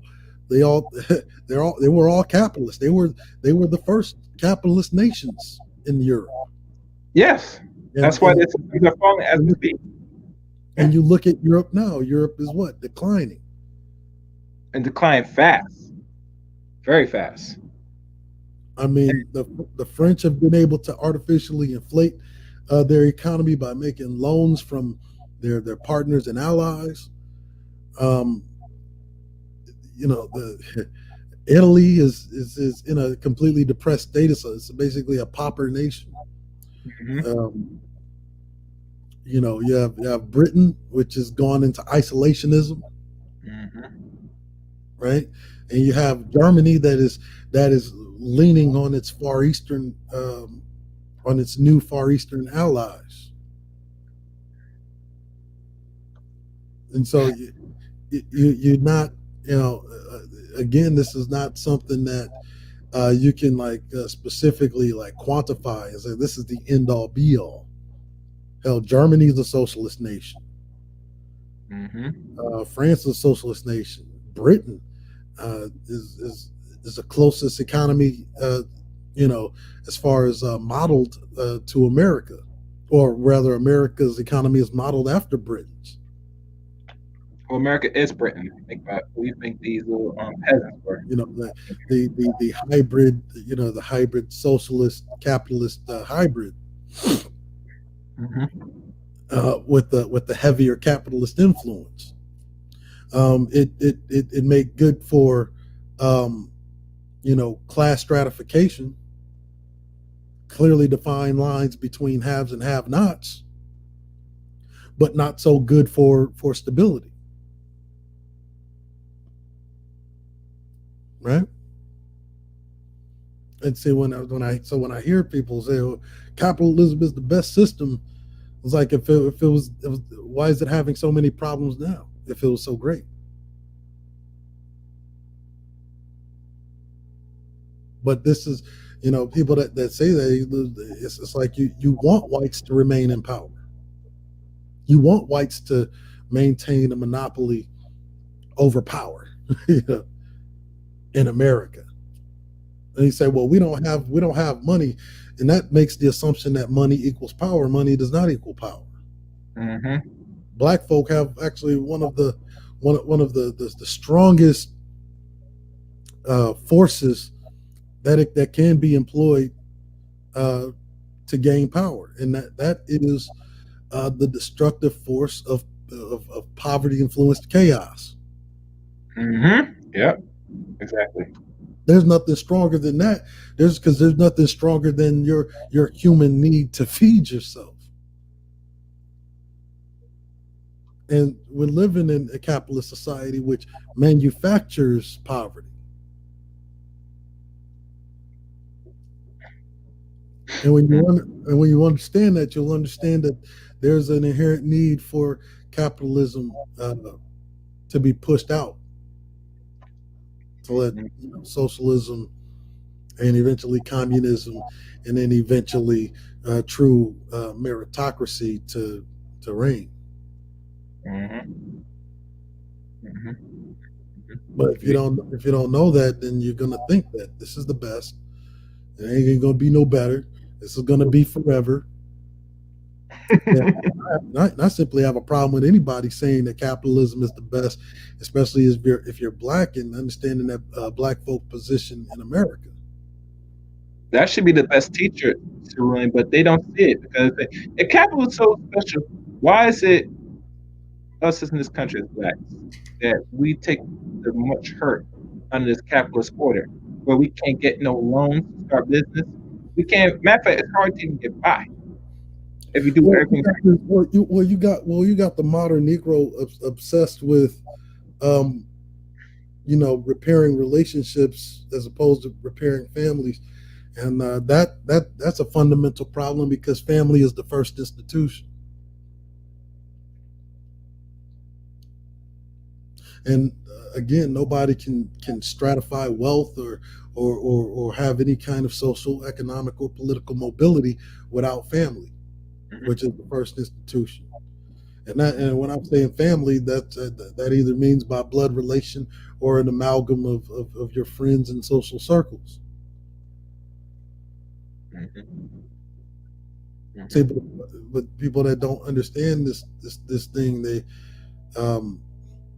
what it is that for the longest part in America, we've been brainwashed with this idea of the nuclear family. Mm-hmm. And the nuclear family individualizes child rearing, right? See, like the natural model of family, everybody's involved. The children belong to the village. As a matter of fact, in America, it's the same thing. This is why the system forces you to send your kids to school to be amongst other children who are reared by other parents in said system, right? Mm-hmm. In a community. Mm-hmm. Your teachers, your coaches, they act as surrogate parents. It must be permanent parents if you want to talk about it. Because they have to share more times than the parents. A daytime anyway. So. And then you have the parents who've been brainwashed and simplified down to where you got the parents don't be telling them contradictory things. Don't you listen to those teachers? Well, I mean, in postmodern society, it's probably better that they don't. But it's probably better that they don't listen to a lot of their teachers. Yeah. Their teachers are just as confused as they are. But see, they were reared by the same system.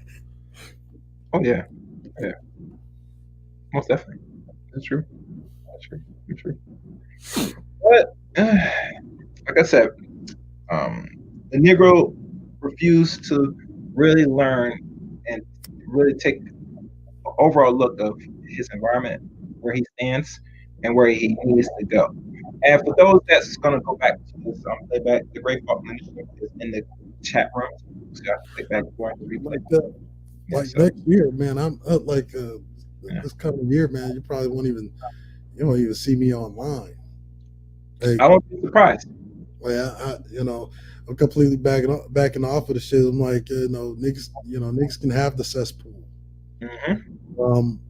I think that the intellectual capacity of Black folks and viewers has to come up, and I think that a lot has to be destroyed, but it has to be a self-realized destruction, where you have a mass populace that are onlooking and realizing that a lot of what they're seeing, especially from the Black side of this YouTube thing, is nothing more than a bunch of bullshit used to fleece them for cash apps and donations. Yeah, that's why on our side for the longest we just like haven't made donating a priority. Yeah, I get you. And not saying that you're not worth a donation, but like I said, if it comes to where you have to start funding it, if it's going to take it more than what it is, a lot of our people are not going to do it, bro. Even me putting a little cash out for the last year and a half now. And I tell people, if they're doing it, if we appreciate, just 1%. But like I said, I don't make no lip off this. I do it for the information for them, but for people that don't respect it or take action to the information that you took out your time of day to write this book, you and Charles, that Beer just wrote they didn't do it to North Korea or Iran. Like you noticed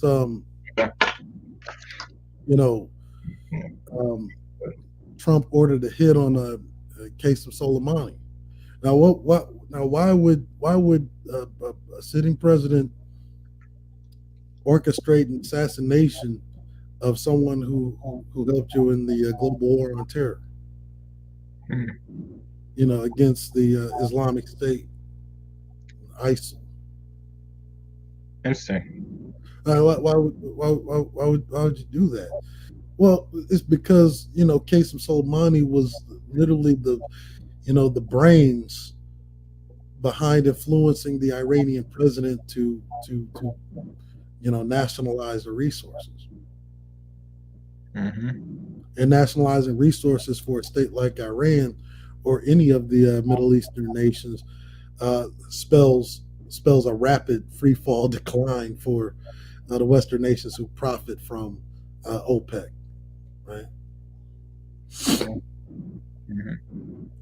And so these are socialist nations that are kept in a depressed state. And the only reason why they're able to do that is because capitalism, like I said, is good at some things but not good at others. Yeah, it's good at a rapid buildup of military arm. It's very good at rapid short-term profits, poor at sustainability. Not so good at sustainability. But as a matter of fact, Europe learned from that over the French Revolution. They learned from that over the French Revolution, which is why they had to behead, King Louis XVI.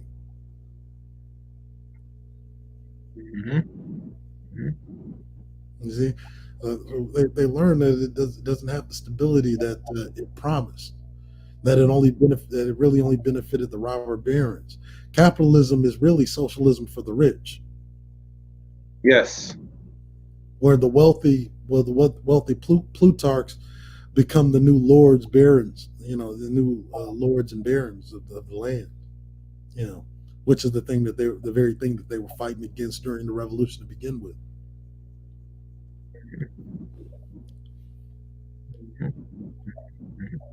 Yes, indeed. I hope that answered the question, Mary. If not, we're ready to today.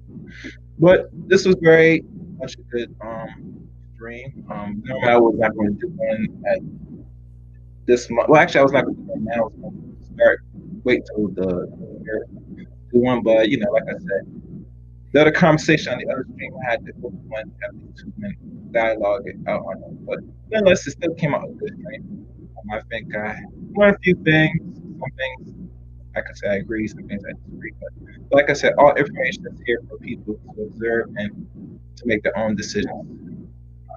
But you know, like I said, whatever you do for it's really, you know what I'm saying. Like always, I'm a brother out here. You know, support if I can. Like I said, I deal with some people that still progressive things, you know, because certain things are going to have to change one way or the other. And if it has to take a great collapse for people to get it, then so be it. But like I said, I don't really worry about it much. But you know, thanks for coming up, bro. Say hi to everybody that's in the Grey Regime, even Trey and stuff, you know. And I hope for good things. Oh yeah, I was thinking Miri would still be up here. He was up here earlier, but he was actually, I think he started work, to be honest with you. I think as soon as Miri got to talking, he was being cut off.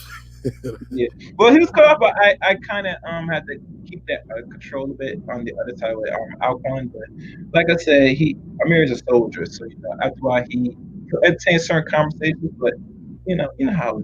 Well, that's mean Amir's probably more intelligent in that situation. Like, well, I'm not gonna be talking over you niggas. Let me bounce out. You know. Exercised a greater degree of intelligence in that situation. Yeah. I mean, at the end of the day, you know, if you heard earlier in the stream, the guy talking about the Moors were responsible, and we were not even mentioning Moors. We're talking about just intelligence. You know, that starts getting a little too hoteppy for me. Talking about Moors and yada yada yada yada yada, like. Like, and the Moors did this, and the Moors did that, and the Moors. Yeah, the Moors also fucking showed white folk how to enslave your black ass. Yeah. Well, they didn't want to hear that, bro. They didn't want to hear that conversation. Yeah. But you know, the history is there. They could read that for themselves. But anyway, this was a very lengthy stream. For those that are going to watch the stream, please comment at the end of the stream, podcast, video, whatever you call it. Subscribe if you're not subscribed to Cast Rank. What you wait for? Hit that red button. Hit that top notification bell so you know when I upload or go live. And also like this video. Like it as you comment, like it as you come out. And like I said, moving forward in 2021, I think I will be putting the Anchor podcast in the comment section. I think this is the conclusion of season 2 of Chaos Rank. So I will probably compile it and put it on audio for those, you know, catch the YouTube channel. So be patient; it'll be out there. But you know, like I said, a new year, more bullshit I could call it. Anyway, I'm ending off with this. Let the music run.